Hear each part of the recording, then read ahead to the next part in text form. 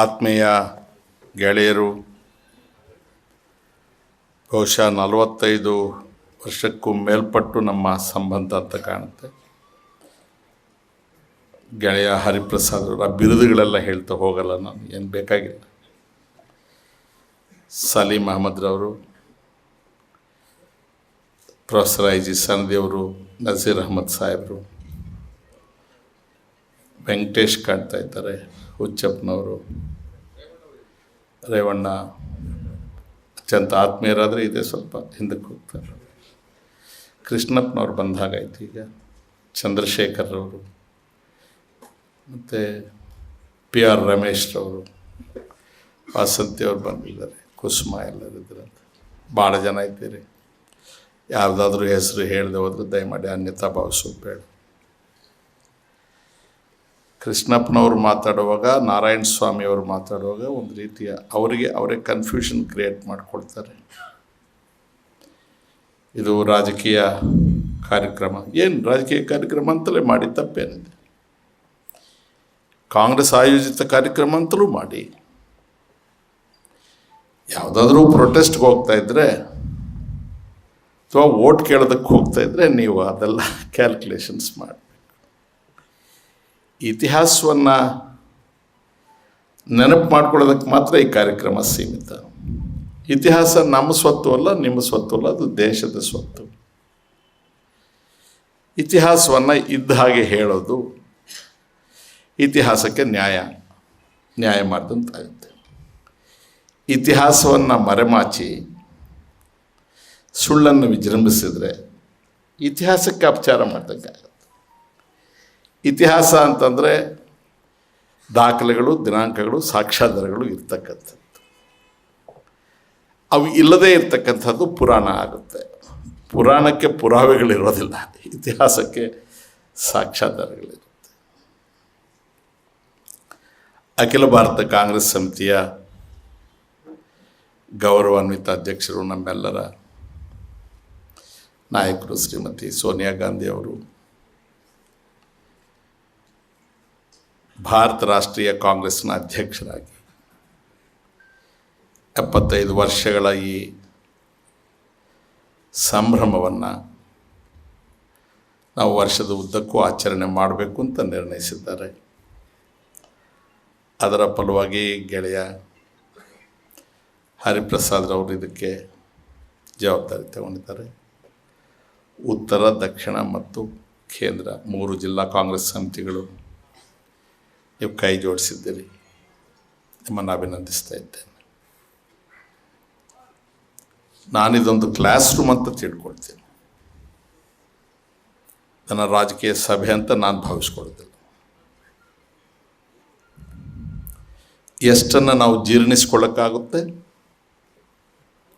ಒಂದು ವೇಳೆ ಯಾರಾದರೂ ಪ್ರಶ್ನೆ ಮಾಡಿದ್ರೆ, ಸವಾಲು ಹಾಕಿದ್ರೆ ಸಮರ್ಥಿಸ್ಕೊಳ್ಳೋಕ್ಕಾಗುತ್ತೆ, ಅಷ್ಟು ವಿಚಾರವನ್ನು ಮಾತ್ರ ನಾವು ಪ್ರಸ್ತಾಪ ಮಾಡ್ತೇವೆ.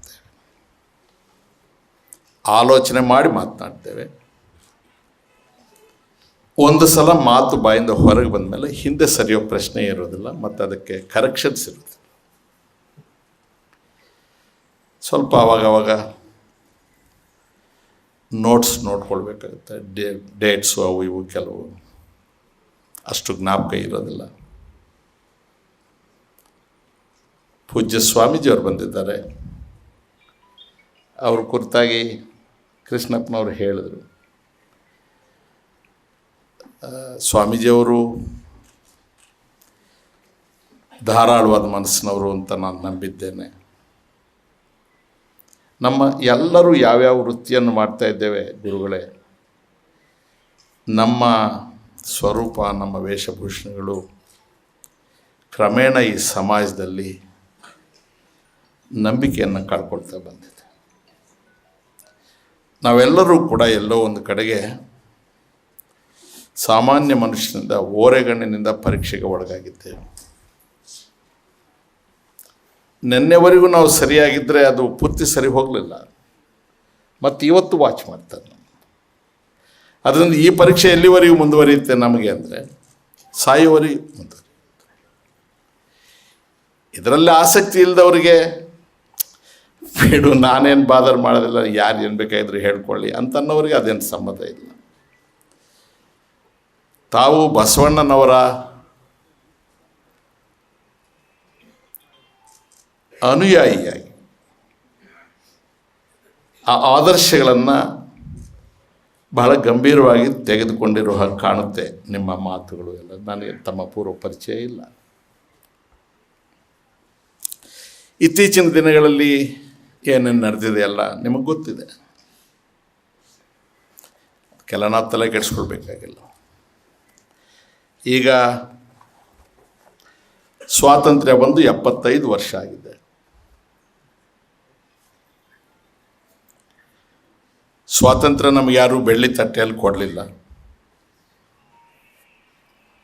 ಇದು ಹೇಗೆ ಪ್ರಾರಂಭ ಆಯಿತು, ಸ್ವಾತಂತ್ರ್ಯ ಯಾರು ಕಳ್ಕೊಂಡ್ರು, ಹೇಗೆ ಕಳ್ಕೊಂಡ್ರು, ಯಾವಾಗ ಕಳ್ಕೊಂಡ್ರು,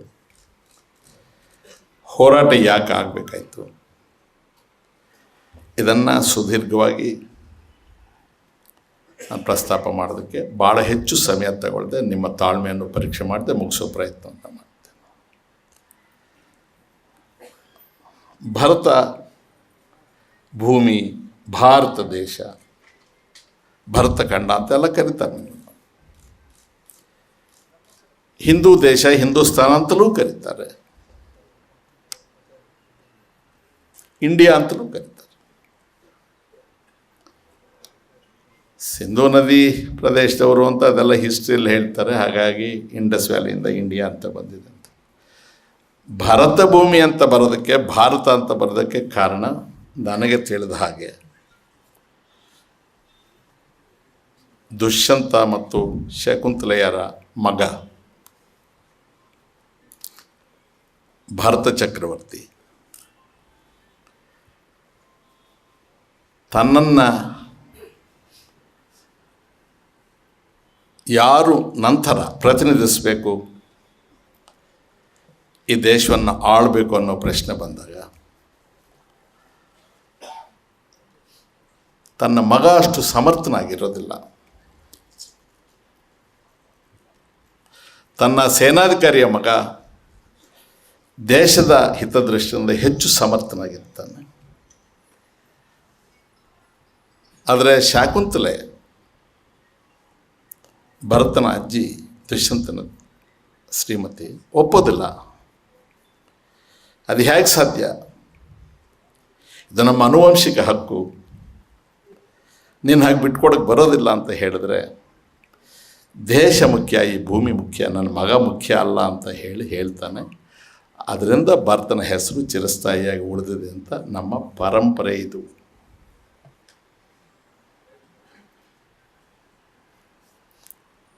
ಸಾವಿರದ 599 ಇಸ್ವಿ ಬ್ರಿಟಿಷ್ ಈಸ್ಟ್ ಇಂಡಿಯಾ ಕಂಪನಿ ಸ್ಥಾಪನೆ ಆಗುತ್ತೆ. 1600ರಲ್ಲಿ, ಅಂದರೆ 1 ವರ್ಷದ ನಂತರ, ಕ್ವೀನ್ ಎಲಿಜಬೆತ್ ರವರು ಅದಕ್ಕೆ ಮಾನ್ಯತೆಯನ್ನು ಕೊಡ್ತಾರೆ. ಬ್ರಿಟಿಷ್ ಈಸ್ಟ್ ಇಂಡಿಯಾ ಕಂಪನಿ ಅನ್ನೋದು ಸಾಮ್ರಾಜ್ಞಿ ಚಕ್ರವರ್ತಿನಿಯವರ ನೇತೃತ್ವದಲ್ಲಿ ಉದಯ ಆದಂಥ ಒಂದು ವ್ಯಾಪಾರಿ ಸಂಸ್ಥೆ. ವ್ಯಾಪಾರ ಅಂದರೆ ಲಾಭ, ಅಂದು ಅಷ್ಟೇ, ಇಂದು ಅಷ್ಟೇ, ಮುಂದಕ್ಕೂ ಅಷ್ಟೆ. 1608ರಲ್ಲಿ ಮೊಘಲ್ ಚಕ್ರವರ್ತಿ ಜಹಾಂಗೀರ್ ರವರು ಸೂರತ್ನಲ್ಲಿ ಅವರ ಮೊದಲನೇ ಚಟುವಟಿಕೆ, ಔದ್ಯಮಿಕ ಚಟುವಟಿಕೆ, ಒಂದು ಕಾರ್ಖಾನೆಯನ್ನು ಸ್ಥಾಪನೆ ಮಾಡೋದಕ್ಕೆ ಅವ್ರಿಗೆ ಅವಕಾಶ ಕೊಡ್ತಾರೆ. ಸ್ವಲ್ಪ ದಯವಿಟ್ಟು 1613ರಲ್ಲಿ ವಿಜಯನಗರದ ಮಹಾರಾಜರುಗಳು ಅಂದಿನ ಅವರ ಪ್ರಾಂತ್ಯಕ್ಕೆ ಒಳಪಟ್ಟ ಮದ್ರಾಸ್ನಲ್ಲಿ ಒಂದು ಔದ್ಯಮಿಕ ಚಟುವಟಿಕೆಯನ್ನು ಪ್ರಾರಂಭ ಮಾಡಿಸೋದಕ್ಕೆ ಅವಕಾಶ ಕೊಡ್ತಾರೆ. ಅವರು ಮದ್ರಾಸು, ಕಲ್ಕತ್ತಾ, ಬೊಂಬಾಯಿ 3 ಬಂದರುಗಳನ್ನು ಆಯ್ಕೆ ಮಾಡಿಕೊಳ್ತಾರೆ. ಸರಿ, ಕ್ರಮೇಣ ಅವ್ರ ವ್ಯಾಪಾರ ವೃದ್ಧಿ ಆಗುತ್ತೆ, ಲಾಭ ಹೆಚ್ಚಾಗುತ್ತೆ. ಆಗ ಈಗಿದ್ದಂಥ ಭಾರತ ದೇಶ ಇರಲಿಲ್ಲ. ಸಾಮಂತ ರಾಜ್ಯಗಳು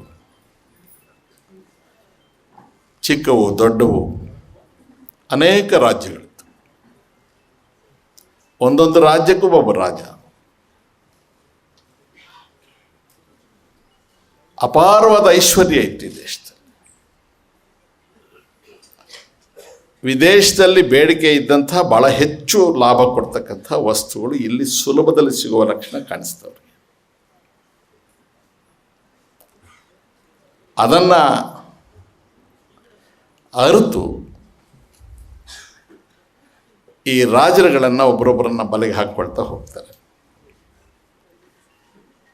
ಸರಳವಾಗಿ ಹೇಳೋದಾದರೆ ರಾಜ ಅಂದರೆ ಯಾರೋ ಕೆಲವರನ್ನು ಬಿಟ್ಟರೆ ಉಳಿದವರಿಗೆ ಜೂಜು ಮತ್ತು ಮೋಜು ಅಷ್ಟೇ ರಾಜ. ಅಂದರೆ ಅವನಿಗೆ ದೇಶದ್ದೇನಷ್ಟು ಚಿಂತೆ ಇರ್ತಾರೆ.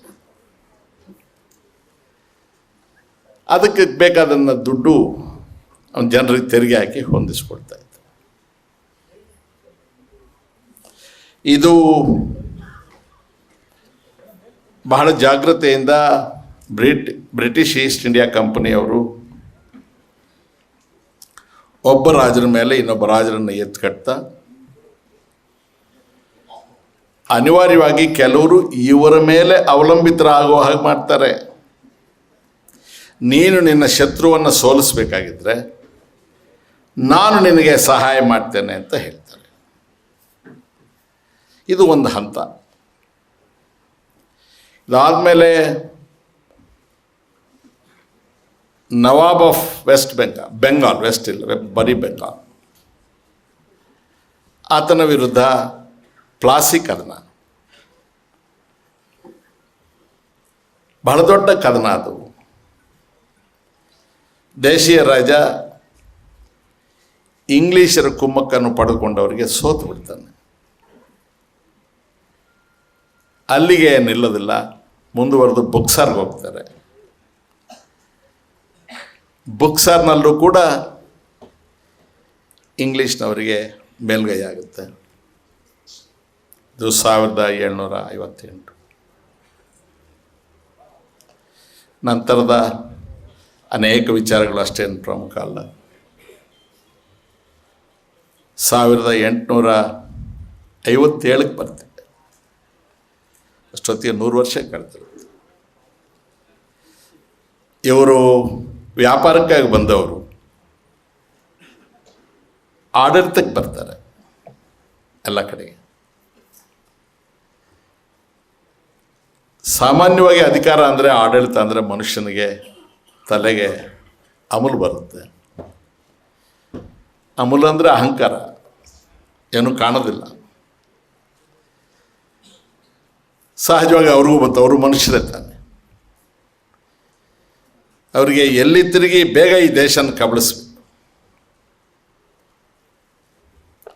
ಈ ದೇಶವನ್ನು ಡಿವೈಡ್ ಮಾಡೋದು ಬಹಳ ಸುಲಭವಾದ ಕೆಲಸ ಅಂತ ಅವ್ರಿಗೆ ಮನವರಿಕೆ ಆಗಿತ್ತು.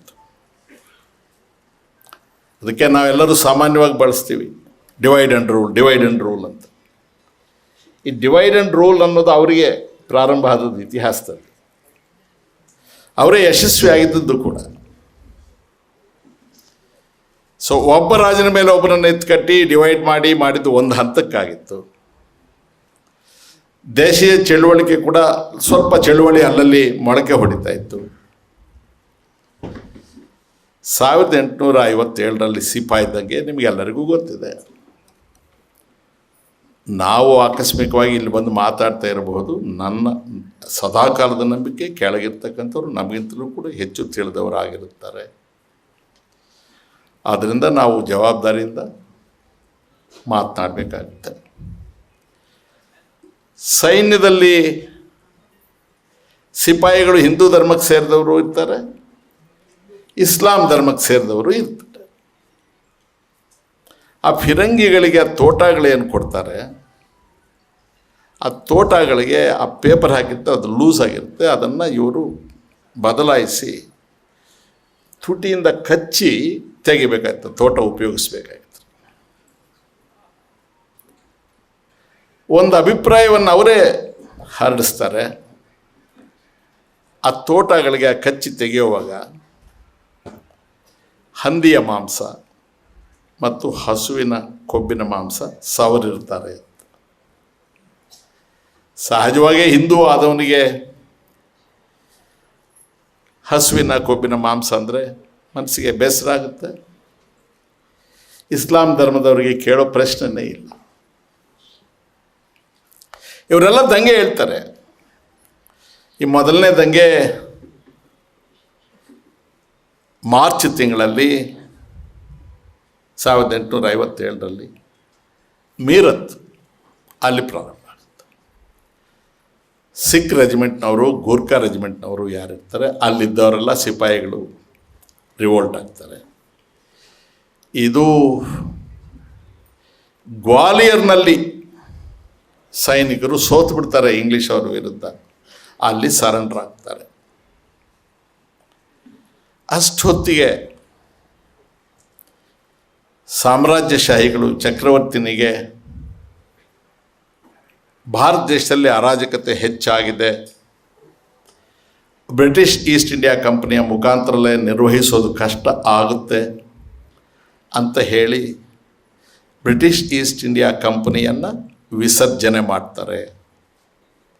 ಸೊ 1600ರಲ್ಲಿ ಪ್ರಾರಂಭ ಆದ ಬ್ರಿಟಿಷ್ ಈಸ್ಟ್ ಇಂಡಿಯಾ ಕಂಪನಿ 1858ರಲ್ಲಿ ವಿಸರ್ಜನೆ ಆಗುತ್ತೆ. ಲಾರ್ಡ್ ಲಿಟ್ಟನ್ ಅಂತಕ್ಕಂಥವರು 1788ನೇ ಇಸ್ವಿಯಲ್ಲಿ ಇಂಗ್ಲೆಂಡ್ ದೇಶದ ಚಕ್ರವರ್ತಿನಿಯನ್ನು ಭಾರತದ ಚಕ್ರವರ್ತಿನಿ ಅಂತ ಘೋಷಿಸ್ತಾರೆ. ಅಧಿಕೃತ ಪ್ರಕಟಣೆ ಹೊರಡಿಸ್ತಾರೆ. ಅಧಿಕೃತವಾಗಿ ಆವತ್ತು ನಮ್ಮ ಭೂಮಿ ನಮ್ಮ ಎಲ್ಲ ಸ್ವಾತಂತ್ರ್ಯವನ್ನು ಕಳ್ಕೊಂಡ್ಬಿಡ್ತು. ಅಲ್ಲಿವರೆಗೆ ನಾವೆಲ್ಲ ಉಳಿದಿದ್ವಿ. ಸೊ ನಾವೆಲ್ಲರೂ ಕೂಡ ಬ್ರಿಟನ್ ದೇಶದ ಚಕ್ರವರ್ತಿಗಳ ಆಡಳಿತಕ್ಕೆ ಒಳಪಟ್ವಿ. ಇಲ್ಲಿ ಕೆಲವು ಮುಖಂಡರುಗಳ ಜನ್ಮ ದಿನಾಂಕಗಳನ್ನು ನಾವು ಅಟ್ಲೀಸ್ಟ್ ವರ್ಷವನ್ನು ನೆನಪಿಟ್ಕೊಳ್ಬೇಕು. ಭಾಳ ಜನರದ್ದು ಹೇಳೋಕ್ಕಾಗೋದಿಲ್ಲ. ಮೊದಲನೇದಾಗಿ ಬಾಲಗಂಗಾಧರ್ ತಿಲಕ್ ಅವರು 1856ನೇ ಇಸ್ವಿಯಲ್ಲಿ ಜನ್ಮ ತಾಳಿದರು. ಲಾಲಾ ಲಜಪತ್ ರಾಯ್ ಅವರು 1865.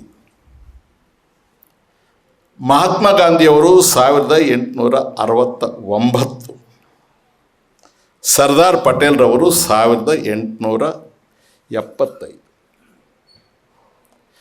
ಪಂಡಿತ್ ನೆಹರೂರವರು 1889. ರಾಷ್ಟ್ರೀಯ ಸ್ವಯಂ ಸೇವಕ ಸಂಘದ ಪ್ರಥಮ ಸರಸಂಘ ಸಂಚಾಲಕರು ಸ್ಥಾಪನೆ ಮಾಡಿದರು. ಕೇಶವ್ ಬಲಿರಾಮ್ ಹೆಡ್ಗೇವಾರ್ ಅಂತ ಅವರ ಹೆಸರು. ಅವರು ಕೂಡ 1899 ನೆಹರು ಹುಟ್ಟಿದ ವರ್ಷದಲ್ಲೇ ಹುಟ್ಟಿದಂಥವರು. ಸುಭಾಷ್ ಚಂದ್ರ ಬೋಸ್ 1897.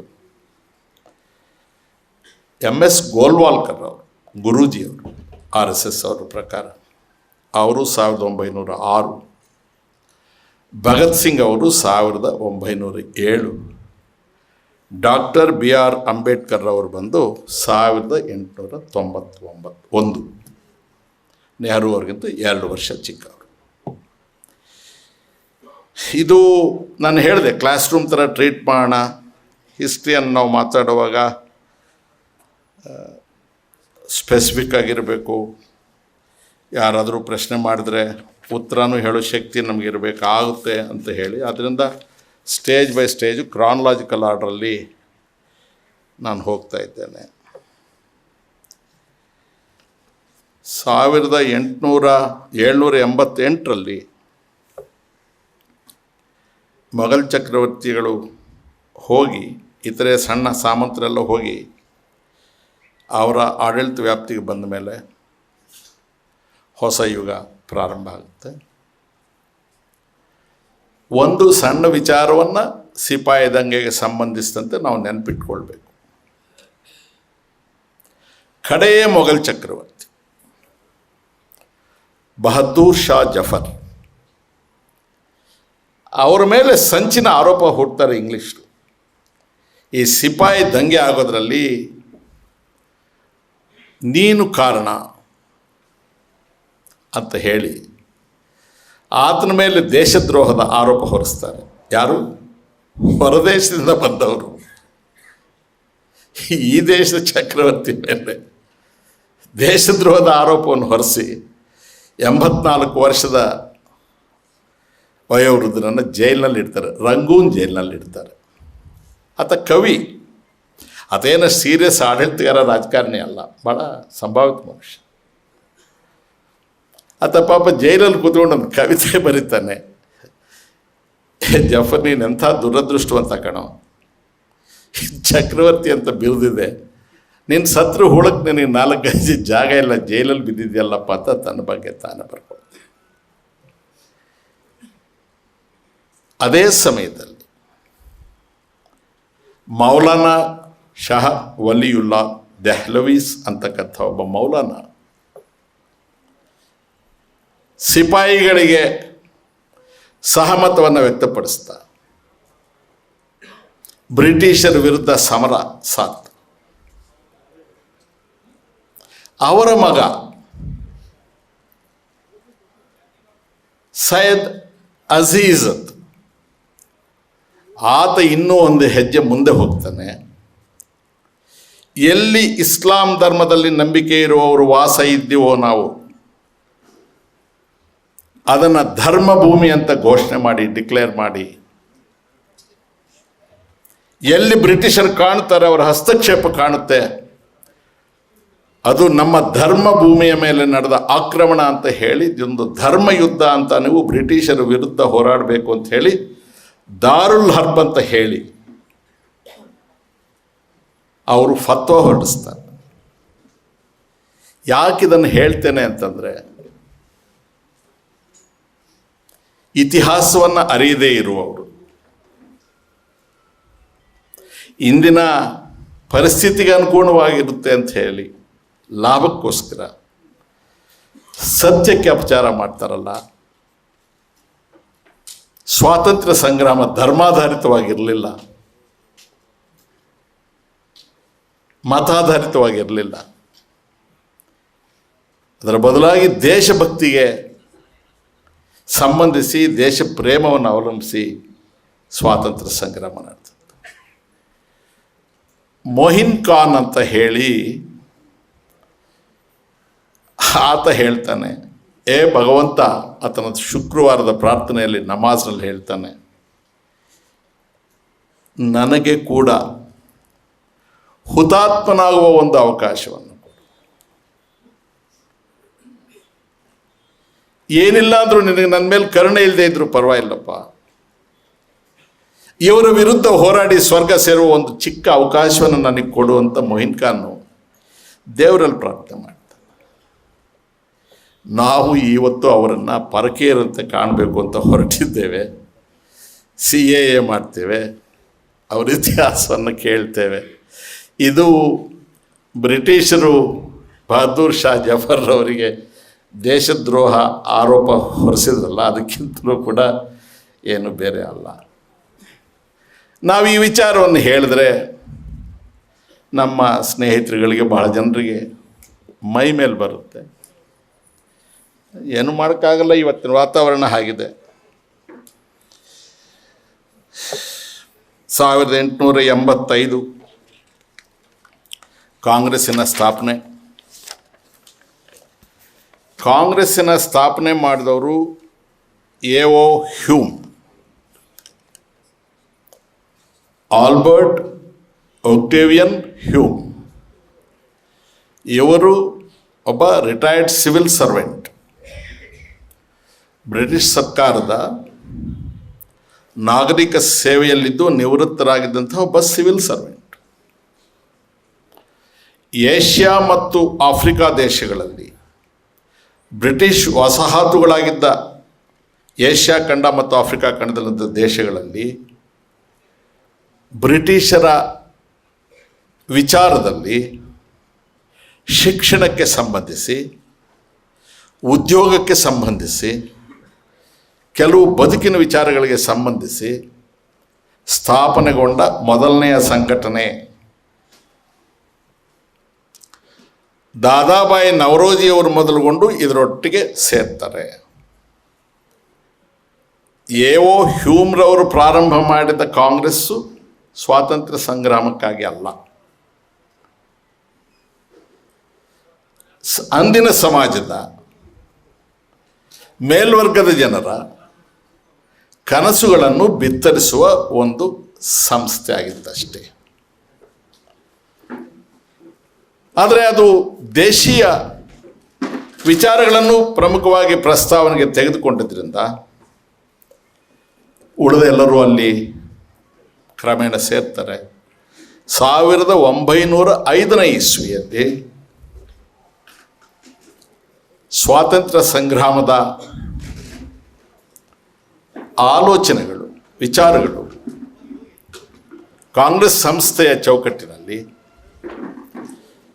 ತೀವ್ರ ಸ್ವರೂಪವನ್ನು ಪಡೆದುಕೊಳ್ಳುತ್ತೆ. ಕಾಂಗ್ರೆಸ್ ಸಂಸ್ಥೆಯಲ್ಲಿ 1905ರಲ್ಲಿ ಉಗ್ರವಾದಿಗಳು, ಸೌಮ್ಯವಾದಿಗಳು ಅಂತ ಹೇಳಿ ಎರಡು ಭಾಗ ಆಗುತ್ತೆ. ಗೋಪಾಲಕೃಷ್ಣ ಗೋಖಲೆ ಅವರು ಸೌಮ್ಯವಾದಿಗಳಾಗಿರ್ತಾರೆ, ಬಾಲಗಂಗಾಧರ ತಿಲಕ್ ಅವರು ಉಗ್ರವಾದಿಗಳಾಗಿರ್ತಾರೆ. ಮಹಾತ್ಮ ಗಾಂಧಿಯವರು ಗೋಖಲೆಯವರ ಇನ್ಫ್ಲೂಯೆನ್ಸಿಗೆ ಒಳಗಾಗ್ತಾರೆ. ಬಾಲಗಂಗಾಧರ್ ತಿಲಕ್ ಅವರು, ಲಾಲಾ ಲಜಪತ್ ರಾಯ್ ಅವರು, ಬಿಪಿನ್ ಚಂದ್ರ ಪಾಲ್ ಅವರು, ಆವಾಗ ಅವ್ರಿಗೆ ಲಾಲ್ ಬಾಲ್ ಪಾಲ್ ಅಂತ ಒಂದು ತ್ರಿಮೂರ್ತಿಗಳಾಗ್ತಾರೆ. ಅವರು ತಮ್ಮ ಹೋರಾಟವನ್ನು ಬಹಳ ತೀವ್ರಗೊಳಿಸ್ತಾರೆ. 1885ರಲ್ಲಿ ಇದು ಪ್ರಾರಂಭ ಆಗಿ 1905ರಲ್ಲಿ ತೀವ್ರಗೊಳ್ಳುತ್ತೆ. ನಂತರದ ದಿನಗಳಲ್ಲಿ ಉಳಿದವರೆಲ್ಲರೂ ಪ್ರವೇಶ. ಮೊದಲನೇದಾಗಿ ರೌಲತ್ ಆ್ಯಕ್ಟ್ ಅಂತ ತರ್ತಾರೆ 1910ರಲ್ಲಿ. ಅದನ್ನು ಕಪ್ಪು ಶಾಸನ ಅಥವಾ ಬ್ಲ್ಯಾಕ್ ಆ್ಯಕ್ಟ್ ಅಂತ ಕರೀತಾರೆ. ಆ ರೌಲತ್ ಆ್ಯಕ್ಟ್ನಲ್ಲಿ ಪ್ರಮುಖ ಅಂಶಗಳು ಏನು ಅಂತಂದರೆ, ಧರ್ಮಾಧಾರಿತವಾದಂತಹ ಚುನಾವಣೆಯ ಮತದಾರರ ಪಟ್ಟಿಗಳನ್ನು ಮಾಡಬೇಕು ಅಂತ. ನಾನು ಮೇನ್ ಫೀಚರ್ಸ್ ಮಾತ್ರ ಹೇಳ್ತೇನೆ, ಡೀಟೇಲ್ಸ್ ಬಹಳ ಇದ್ದಾವೆ. ಅವ್ರ ಪ್ಲಾನ್ ನೋಡಿ, ಇಂಗ್ಲೀಷ್ ನೋಡ್ತು. ಅವರು ನೇಷನ್ ವಿದಿನ್ ಎ ನೇಷನ್ ಅಂತ. ಅವಾಗ ವಿಭಜನೆ ಆಗಿರಲಿಲ್ಲ, ಪಾಕಿಸ್ತಾನ ಆಗಿರಲಿಲ್ಲ. ಈ ಬೀಜವನ್ನು ಅಲ್ಲಿಂದಲೇ ಇಡ್ತಾ ಬಂದಿದ್ದಾರೆ ಅವರು.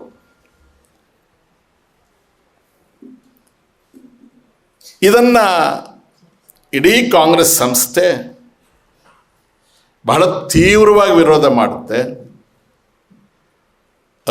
ರೌಲತ್ ಆ್ಯಕ್ಟನ್ನು ಜಾರಿಗೊಳಿಸೋದಕ್ಕೆ ಬಿಡೋದಿಲ್ಲ.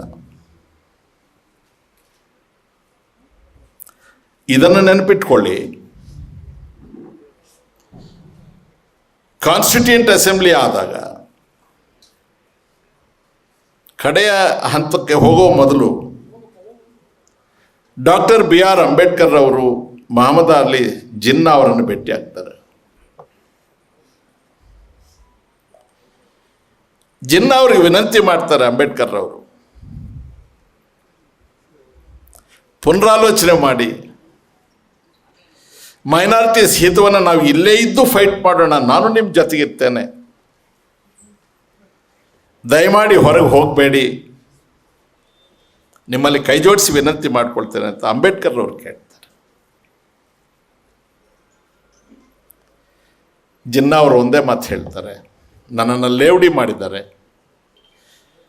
ಪಾಕಿಸ್ತಾನ ಇಸ್ ಎ ಡ್ರೀಮ್ ಅಂತ ಹೇಳ್ತಾರೆ, ಇಟ್ಸ್ ಎ ರಿಯಾಲಿಟಿ ಅಂತ ನಾವು ಮಾಡಬೇಕು. ಬಗ್ಗದಿಲ್ಲ, ಹಠಾತ್.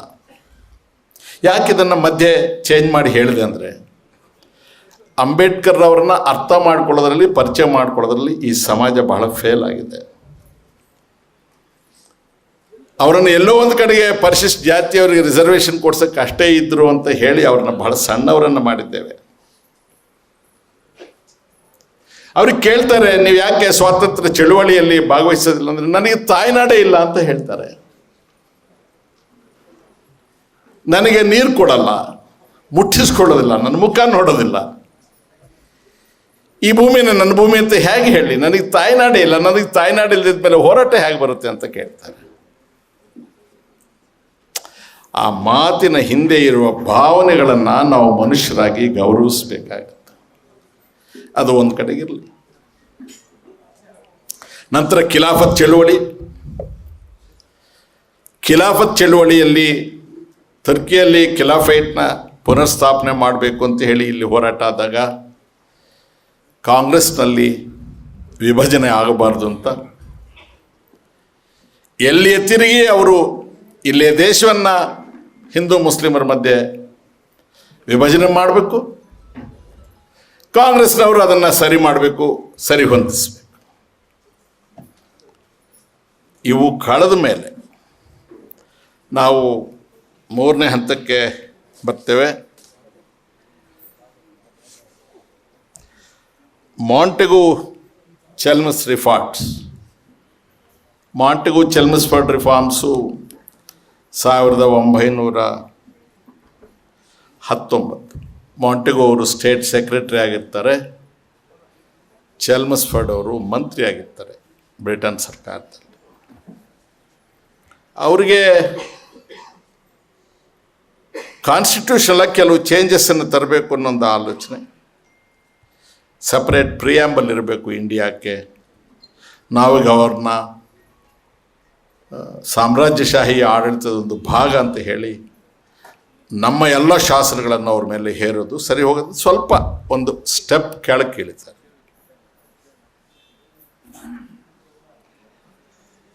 ಆಮೇಲೆ ಬೈಕ್ಯಾಮರಲ್ ಲೆಜಿಸ್ಲೇಚರ್, 2 ಸದನಗಳನ್ನು ಸ್ಥಾಪನೆ ಮಾಡೋದಕ್ಕೆ, ಸೆಂಟ್ರಲ್ ಲೆಜಿಸ್ಲೇಟಿವ್ ಅಸೆಂಬ್ಲಿ ಮಾಡೋದಕ್ಕೆ, ಲೋಕಸೇವಾ ಆಯೋಗವನ್ನು ಸ್ಥಾಪನೆ ಮಾಡೋದಕ್ಕೆ ಅವರು ಸಜೆಸ್ಟ್ ಮಾಡ್ತಾರೆ. ಬ್ರಿಟಿಷ್ ಸರ್ಕಾರ ಅವರಿಗೆ ಇಲ್ಲಿ ಸಂಪತ್ತು ಸಿಗ್ತದೆ, ಲೂಟಿ ಹೊಡೆಯೋದು ನಿಲ್ಲಬಾರ್ದು. ಎಷ್ಟೊತ್ತಂತ ಡಿವೈಡ್ ಮಾಡಿ ಅದು ಇದು ಜನನ ರೊಚ್ಚಿಗೆ ಎಬ್ಬಿಸಬೇಕು. ಅವರ ಎಲ್ಲ ಬುದ್ಧಿವಂತಿಕೆಯನ್ನು ಖರ್ಚು ಮಾಡ್ತಾರೆ. ಈ ರೌಲತ್ ಆ್ಯಕ್ಟ್ನಲ್ಲಿ ಒಂದು ಪ್ರಾವಿಷನ್ ಮಾಡ್ತಾರೆ. ಅವರು ಯಾರನ್ನು ಬೇಕಾಗಿದ್ರು ದೇಶದಲ್ಲಿ, ಯಾವ ಹೊತ್ತಲ್ಲಿ ಬೇಕಾಗಿದ್ರು, ಕಾರಣ ಇಲ್ಲದೆ ಸೆರೆಮನೆಗೆ ಕಳುಹಿಸಬಹುದು, ವಿಚಾರಣೆಯ ಅಗತ್ಯ ಇಲ್ಲ ಅಂತ ಮಾಡ್ತಾರೆ. ಇದು ಲಾಲಾ ಲಜಪತ್ ರಾಯ್ ಅಂತವ್ರಿಗೆ, ಬಿಪಿನ್ ಚಂದ್ರ ಪಾಲ್ ಅವ್ರಿಗೆ ಬಹಳ ಉದ್ರೇಕ ಹುಟ್ಟಿಸುತ್ತೆ. ಇದರ ಕಾರಣ ಇಡೀ ದೇಶದ ಉದ್ದಗಲಕ್ಕೂ, ಆವಾಗ ಭಾರತ ದೇಶ ಇಲ್ಲದೆ ಹೋದರು, ಭಾರತ ದೇಶದ ಪರಿಕಲ್ಪನೆ ಇಲ್ಲದೇ ಇದ್ದರೂ ಕೂಡ ಎಲ್ಲ ಭಾಗದಲ್ಲಿ ಇವತ್ತಿನ ಭಾರತ ದೇಶದ ಒಂದು ದಿಕ್ಕಿನಿಂದ ಮತ್ತೊಂದು ದಿಕ್ಕಿಗೆ ಕಾಂಗ್ರೆಸ್ ಪಕ್ಷ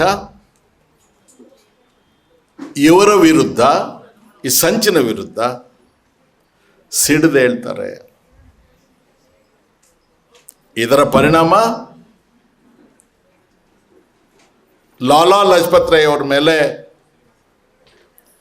ಲಾಠಿ ಚಾರ್ಜ್ ಮಾಡ್ತಾರೆ, ತೀವ್ರವಾಗಿ ಗಾಯಗೊಳ್ತಾರೆ, ಆಸ್ಪತ್ರೆಗೆ ದಾಖಲಾಗ್ತಾರೆ, 2 ವಾರಗಳ ನಂತರ ಆಸ್ಪತ್ರೆಯಲ್ಲಿ ಸಾಯ್ತಾರೆ. ಅವರಿಗೆ ಪಂಜಾಬ್ ಕೇಸರಿ ಅಂತ ಹೆಸರು ಕೂಡ ಇರುತ್ತೆ.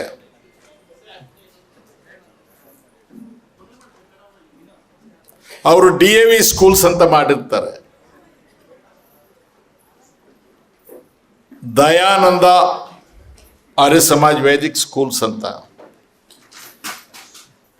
ಅದಕ್ಕೆ ನಂತರ ಲಾಸ್ಟಲ್ಲಿ ಬರ್ತೇನೆ. ಪಂಜಾಬ್ ಕೇಸರಿ ಅವರ ಲಾಲಾ ಲಜಪತ್ ರಾಯ್ರವರ ಸಾವು ಪೊಲೀಸರ ಲಾಠಿ ಚಾರ್ಜ್ ಇಂದಲೇ ಆದದ್ದು ಅಂತ ಹೇಳಿ 1907ನೇ ಇಸ್ವಿಯಲ್ಲಿ ಜನ್ಮ ತಾಳಿದಂತಹ ಭಗತ್ ಸಿಂಗ್ರವರಿಗೆ ತಡ್ಕೊಳ್ಳೋದಕ್ಕೆ ಆಗದೇ ಇರೋಷ್ಟು ಸಿಟ್ಟು ಬರುತ್ತೆ. ಅವರು ಅವರ ಸ್ನೇಹಿತರು ಎಲ್ಲ ಇದಕ್ಕೆ ಪ್ರತೀಕಾರ ತೀರಿಸ್ಕೋಬೇಕು ಅಂತ ಹೇಳಿ ಒಂದು ಕಡೆಗೆ ತಯಾರಾಗ್ತಾರೆ. ಮತ್ತೊಂದು ಕಡೆಗೆ ಜಲಿಯನ್ ವಾಲಾಬಾಗ್, ಒಂದು ನಿಮಿಷಪ್ಪ ದಯಮಾಡಿ ಬರೋರು ಕೂತ್ಕೊಳ್ತಾರೆ, ನೀವು ಬಿಟ್ಬಿಡಿ ಆ ಚೇರ್ಸು ಶಬ್ದ ನಮಗೇನಾಗುತ್ತೆ, ಇಲ್ಲಿ ಕಷ್ಟ ಆಗುತ್ತೆ. ಇದು ನಾನು ಕ್ಲಾಸ್ ರೂಮ್ ಅಂತ ಹೇಳ್ಬಿಟ್ಟಿದ್ದೀನಿ, ನಿಮಗೆ ರಾಜಕೀಯ ಸಭೆ ಅಂತ ತಿಳ್ಕೊಬೇಡಿ. ಜಲಿಯನ್ ವಾಲಾಬಾಗ್ ಅಂತಕ್ಕಂಥದ್ದು ಅಮೃತ್ಸರದಿಂದ ಸ್ವಲ್ಪ ದೂರದಲ್ಲಿರ್ತಕ್ಕಂಥ ಒಂದು ಸಣ್ಣ ಗ್ರಾಮ. ರೌಲತ್ ಆಕ್ಟ್ನ ವಿರುದ್ಧ ದೇಶದ ಎಲ್ಲ ಕಡೆಗೆ ತಿರುಗಿ ಬಿದ್ದಂತೆ ಜನ ಅಲ್ಲೂ ಕೂಡ ತಿರುಗಿ ಬಿದ್ದಿರ್ತಾರೆ.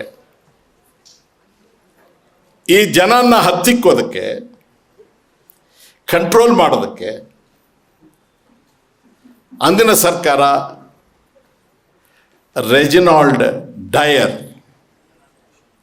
Brigadier general Reginald O Dyer ಅಂತ ಒಬ್ಬ ಅಧಿಕಾರಿ, ಮೈಕಲ್ ಫ್ರಾನ್ಸಿಸ್ ಅಂತ ಇನ್ನೊಬ್ಬ ಅಧಿಕಾರಿ, ಅವರಿಬ್ಬರಿಗೆ ಜವಾಬ್ದಾರಿ ಕೊಟ್ಬಿಡ್ತಾರೆ.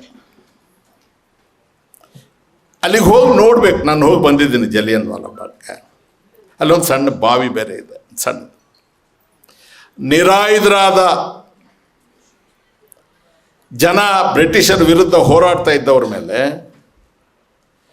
ಬ್ರಿಟಿಷ್ ಸರ್ಕಾರ ಆವತ್ತು ಒಪ್ಪಿಕೊಂಡಂತೆ ಅಧಿಕೃತ ದಾಖಲೆಗಳ ಪ್ರಕಾರ 1651 ಸುತ್ತು ಗುಂಡು ಹಾರಿಸ್ತಾರೆ. 1651 rounds of firing took place. ಅವರೇ ಒಪ್ಕೊಳ್ಳೋ ಪ್ರಕಾರ 397 ಜನ ಸಾಯ್ತಾರೆ. ಆದರೆ ನಮ್ಮ ಪ್ರಕಾರ ಯಾರು ಅವರ ಜೊತೆ ಚಳುವಳಿ ಇದ್ದರು, ಯಾರ್ಯಾರು ತಮ್ಮ ರಕ್ತ ಸಂಬಂಧಿಗಳನ್ನು ಕಳ್ಕೊಂಡಿದ್ರು, ಯಾರು ತಮ್ಮ ಬಂಧು ಬಳಗವನ್ನು ಕಳ್ಕೊಂಡಿದ್ರು, ನಿರಾಯುಧರಾಗಿದ್ದಂತಹ ಮನುಷ್ಯರು ಗುಬ್ಬಚ್ಚಿಗಳಂತೆ ಸುಟ್ಟು ಬೂದಿ ಆಗೋದ್ರು, ಅವರ ಪ್ರಕಾರ 1400 ಜನ ಸಾಯ್ತಾರೆ. ಈ ದೇಶಕ್ಕೆ ಸ್ವಾತಂತ್ರ್ಯ ಯಾರು ಕೂಡ ಗಿಫ್ಟ್ ಕೊಡಲಿಲ್ಲ. ಏನು ಮಾಡಿದೆ, ಯಾರು ಮಾಡಿದ್ದಾರೆ ಅಂತ ಮಾತಾಡ್ತಾರಲ್ಲ, ನಿಮಗೇನಾದರೂ ಟೈಮ್ ಇದೆಯಾ? ಓದಕ್ಕೆ ಬರುತ್ತಾ? ಈ ದಾಖಲೆಗಳಿಲ್ವಾ? ಇತಿಹಾಸ ಇಲ್ವಾ? ನೀವೆಲ್ಲಿದ್ರಿ ಯಾವತ್ತು? ನೀವು ಹುಟ್ಟಿದ್ರೆ ನಿಮ್ದೇನು ಜವಾಬ್ದಾರಿ ಯಾವತ್ತು? ಬೇರೆಯವ್ರಿಗೆಲ್ಲ ದೇಶಕ್ಕಾಗಿ ಹೋರಾಡಬೇಕು ಅಂತ ಅನಿಸಿದ್ದೇನು? ನಿಮ್ಗೆ ಅನ್ನಿಸ್ದೇ ಓದದ್ದೇನು? ಯೋಚನೆ ಮಾಡಿ ಒಂದು ನಿಮಿಷ. ಒಂದು ಈ ರೂಮ್ ಒಳಗೆ ಬಂದು ಪೊಲೀಸರು ಇದ್ದಕ್ಕಿದ್ದಂತೆ ಈಗ ಒಂದು 50 ರೌಂಡ್ ಗುಂಡು ಹಾರಿಸಿದ್ರೆ ನಾವು ಯಾರು ಉಳಿತೇವೆ? ನಮ್ಮ ಹತ್ರ ಆಯುಧ ಇದೆಯಾ? ಟೆರರಿಸ್ಟ್ ನಾವು? ಇದು ಅಪಾಯಕಾರಿ. ನಾವ್ಯಾರು ಹೇಳೋದೇ ಇಲ್ಲ ಯಾರಿಗೂ. ಆ ಕಾಂಗ್ರೆಸ್ಸಿಗೂ ಇವತ್ತಿನ ಕಾಂಗ್ರೆಸ್ಸಿಗೂ ಸಂಬಂಧ ಇಲ್ಲದೆ ಇರ್ಬೋದು, ಆಯ್ತಪ್ಪ ಒಪ್ಕೊಳ್ತೀವಿ. ಆದರೆ ನಾವು ಅಲ್ಲಿಂದಲೇ ಬಂದವರಲ್ವಾ? ಕಾಂಗ್ರೆಸ್ಸೇ ಏನೂ ಮಾಡಿಲ್ಲ, ಕಾಂಗ್ರೆಸ್ ಏನೂ ಮಾಡಿಲ್ಲ. ನಿಮ್ಮ ವಿಚಾರಕ್ಕೆ ಬರ್ತೇನೆ. ಕೇಶವ್ ಬಲಿರಾಮ್ ಹೆಡ್ಗೇರ್ ಅವರೇ ನೆಹರು ಹುಟ್ಟಿದ ವರ್ಷದಲ್ಲೇ ತಾವು 1889ನೇ ಇಸ್ವಿಯಲ್ಲಿ ಜನ್ಮ ತಾಳಿದ್ರಿ. ತಮಗೆ ಚಿಕ್ಕ ವಯಸ್ಸಲ್ಲೇ ತಂದೆ ತಾಯಿ ತೀರ್ಕೊಟ್ರು. ನಿಮ್ಮ ಅಣ್ಣ ನಿಮಗೆ ವಿದ್ಯಾಭ್ಯಾಸ ಕೊಡ್ತಾರೆ. ನೀವು LMS ಪರೀಕ್ಷೆ ಅಂದರೆ ಅದು ಮೆಡಿಕಲ್ ಪರೀಕ್ಷೆ, ಡಿಪ್ಲೊಮಾ ಥರ, ನಾಗ್ಪುರಕ್ಕೆ ಪ್ರಾಕ್ಟೀಸಿಗೆ ಬಂದ್ರಿ. ನಿಮ್ಮ ಗುರುಗಳು ಯಾರು?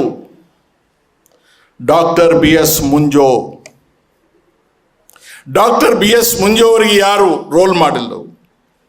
ಮುಸಲೋನಿ. ಇಡೀ ಜಗತ್ತಿನ ಶಾಂತಿಯನ್ನು ಕದಡಿದವರು ಇತಿಹಾಸದಲ್ಲಿ. Number 1 Adolf Hitler of Germany, number 2 Benito Mussolini of Italy. ಇಡೀ ದೇಶದ ಶಾಂತಿಯನ್ನು ಕದಡಿದ, ವಿಶ್ವದ ಶಾಂತಿಯನ್ನೇ ಭಂಗ ಮಾಡಿದಂಥ ಒಬ್ಬ ಮಹಾನುಭಾವ ಹೆಡ್ಗೇರವರೇ ನಿಮ್ಮ ಗುರುಗಳಾದ ಮುಂಜೋರವರಿಗೆ ಮಾರ್ಗದರ್ಶಕರು. ಅಂದರೆ ಆವತ್ತಿಂದಲೂ ನೀವು ಆ ಆಲೋಚನೆಗೆ ಒಳಗಾಗಿದ್ರಿ. ಇಲ್ಲಿ ರೌಲತ್ ಆಕ್ಟ್ ವಿರುದ್ಧ ತಿರುಗಿ ಬೀಳ್ತಾರೆ, ಜನರ ವಿರುದ್ಧ ಬ್ರಿಟಿಷರು ಯುದ್ಧ ಸಾರಿದ್ದಾರೆ. ನೀವು 1925ನೇ ಇಸ್ವಿಯಲ್ಲಿ ರಾಷ್ಟ್ರೀಯ ಸ್ವಯಂ ಸೇವಕ ಸಂಘವನ್ನು ಸ್ಥಾಪನೆ ಮಾಡ್ತೀರಿ. ನಿಮ್ಮ ಆದರ್ಶ ಏನು?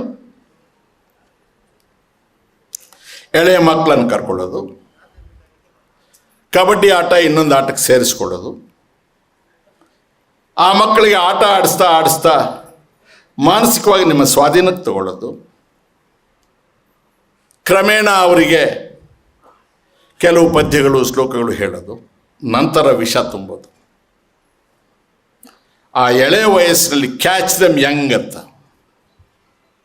ನೀವು ಆ ದುಷ್ಪರಿಣಾಮವನ್ನು ಅವ್ರ ಮೇಲೆ ಬೀರಿದ ಮೇಲೆ ಅವ್ರಿಗೆ ವಿಚಾರ ಮಾಡುವ, ವಿವೇಚನೆಯಿಂದ ವರ್ತಿಸುವ ಸಾಮರ್ಥ್ಯವನ್ನು ಕಳ್ಕೊಳ್ತಾರೆ. ನಿಮ್ಮ ಘೋಷಣೆ ಏನು? 2023 ಒಳಗಾಗಿ, ಅಂದರೆ ಇನ್ನು 1.5 ವರ್ಷ ಆಯಿತು, ಈ ದೇಶವನ್ನು ಹಿಂದೂ ರಾಷ್ಟ್ರ ಮಾಡಬೇಕು ಅಂತ. ಹಿಂದೂ ದೇಶ ಅಲ್ಲ, ಹಿಂದೂ ರಾಷ್ಟ್ರ ಮಾಡಬೇಕು. ಆದರೆ ಬ್ರಿಟಿಷ್ನವ್ರು ಮಾಡಿದ್ದೇನು? ಮುಸಲ್ಮಾನರನ್ನ ಹಿಂದೂಗಳನ್ನು ಬೇರೆ ಮಾಡಬೇಕು. ಸಾಧ್ಯ ಆದಷ್ಟು ಮಟ್ಟಿಗೆ ರೌಲತ್ ಆಕ್ಟ್ ತರ್ತಾರೆ, ಅದಕ್ಕೆ ತರ್ತಾರೆ. ಮತಾಧಾರಿತವಾದಂತಹ ಚುನಾವಣಾ ಮತದಾರರ ಪಟ್ಟಿಯನ್ನು ಮಾಡಬೇಕು ಅಂತ ಯಾಕೆ ಹೇಳ್ತಾರೆ? ಈ ದೇಶವನ್ನು ಡಿವೈಡ್ ಮಾಡಿ. ನೀವು ಇವತ್ತೇನು ಮಾಡಕ್ಕೆ ಹೊರಟಿದ್ರಿ? ನಿಮ್ಮ ಹಿಂದೂ ರಾಷ್ಟ್ರದ ಕಲ್ಪನೆಯನ್ನು ಸಾಧಿಸೋದಕ್ಕೋಸ್ಕರ CAA ಇನ್ನೊಂದು ಮಾತು. ಅವರಿಗೆ ಇವರಿಗೆ ವ್ಯತ್ಯಾಸವೇ ಇಲ್ಲ. ನಾವು ಎಷ್ಟು ಚಾರಿತ್ರ್ಯವನ್ನು ಕಳ್ಕೊಂಡಿದ್ರು, ತಪ್ಪುಗಳು ಮಾಡಿದ್ರು, ಅನೇಕ ವಿಚಾರಗಳಲ್ಲಿ ನಾವು ಸ್ವಲ್ಪ ಕೆಟ್ಟಿದ್ದರೂ ಕೂಡ ನಾವು ಕಾಂಗ್ರೆಸ್ಸಿನ ಸಂತತಿಗೆ ವಾರಸುದಾರರೇ ಹೊರತು ಬ್ರಿಟಿಷರ ವಾರಸುದಾರರು ನಾವು ಎಂದೂ ಅಲ್ಲ, ಆಗೋದು ಇಲ್ಲ. ಆದರೆ ನೀವು ಬ್ರಿಟಿಷರ ವಾರಸುದಾರ. ಸಾರ್ವಜನಿಕ ಉದ್ಯಮಗಳನ್ನು ನೆಹರು ಸ್ಥಾಪನೆ ಮಾಡಿದ್ರೆ ನೀವು ಸಾರ್ವಜನಿಕ ಉದ್ಯಮಗಳನ್ನು ಖಾಸಗಿಯವರಿಗೆ ಕೊಡ್ತಾ ಇದ್ದೀರಿ.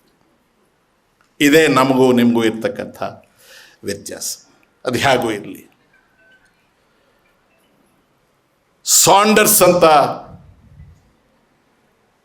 ಒಬ್ಬ ಪೊಲೀಸ್ ಅಧಿಕಾರಿ, ಜೇಮ್ಸ್ ಸ್ಕಾಟ್ ಅಂತ ಇನ್ನೊಬ್ಬ ಪೊಲೀಸ್ ಅಧಿಕಾರಿ. ಈ ಜೇಮ್ಸ್ ಸ್ಕಾಟ್ ಅನ್ನೋನು ಚಳುವಳಿಗಾರರ ಮೇಲೆ, ವಿದ್ಯಾರ್ಥಿಗಳ ಮೇಲೆ ಹಲ್ಲೆ ಮಾಡಿರ್ತಾನೆ. ಭಗತ್ ಸಿಂಗ್ ರವರಿಗೆ ಅವನನ್ನು ಕೊಲ್ಲಲೇಬೇಕು ಅಂತಕ್ಕಂಥ ಹಠ.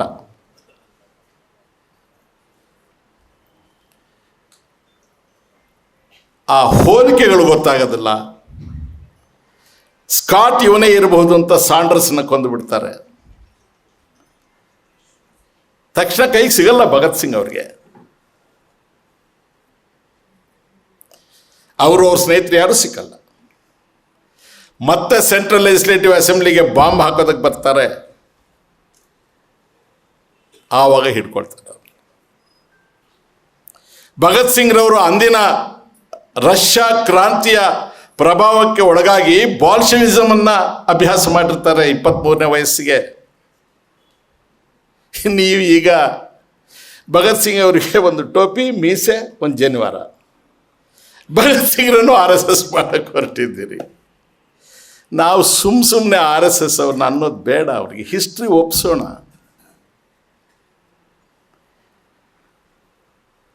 ಭಗತ್ ಸಿಂಗ್ ರವರಿಗೆ ಏಕಪಕ್ಷೀಯವಾದಂಥ ವಿಚಾರಣೆ, ಜಸ್ಟಿಫಿಕೇಷನ್ಗೆ ಅವಕಾಶ ಇಲ್ಲ. 1930ನೇ ಇಸ್ವಿ,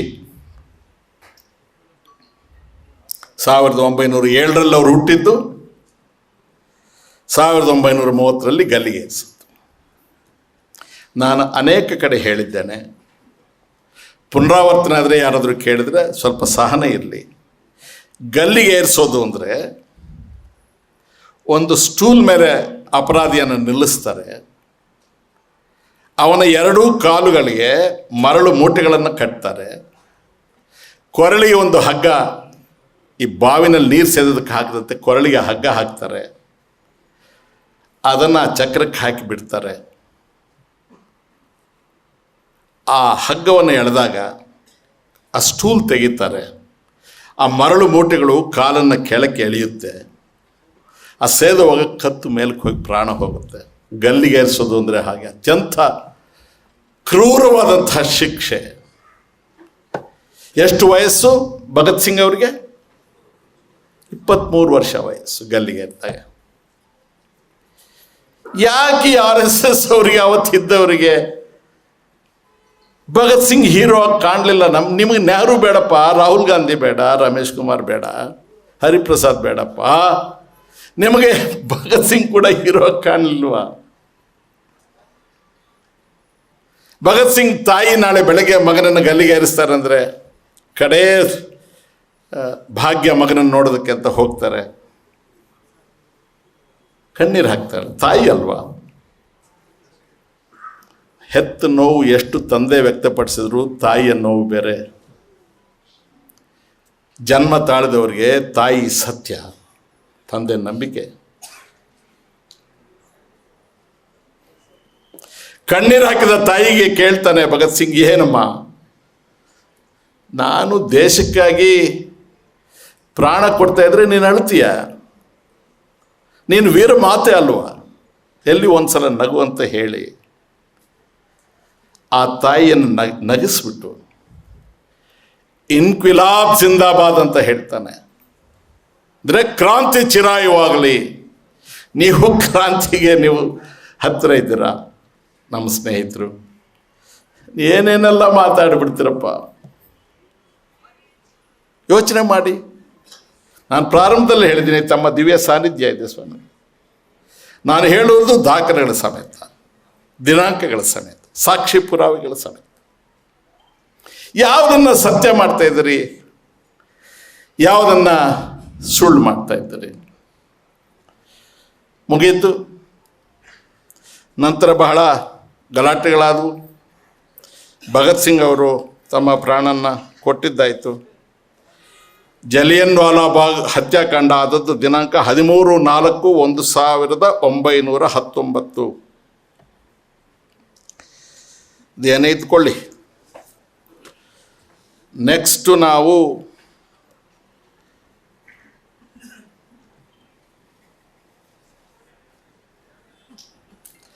ಸಾವಿರದ 1920ನೇ ಇಸ್ವಿಗೆ ಬರ್ತೇವೆ. ಇನ್ನೇನೊಂದು 10 ನಿಮಿಷ ಮುಗಿಸ್ಬಿಡ್ತಾರೆ, ಬೇಸರ ಮಾಡ್ಕೊಂಡು. ಐ ಥಿಂಕ್ ಆಗ್ಬೋದಲ್ಲ ಸ್ವಾಮಿ? 1920ನೇ ದಶಕ ಈ ದೇಶದ ಇತಿಹಾಸದಲ್ಲಿ ಭಾಳ ಪ್ರಮುಖವಾದಂಥ ದಶಕ. ಕಮ್ಯುನಿಸ್ಟ್ ಪಾರ್ಟಿ ಆಫ್ ಇಂಡಿಯಾ ಆವಾಗಲೇ ಇಲ್ಲಿ ಜನ್ಮ ತೆಗೆದಿದ್ದು.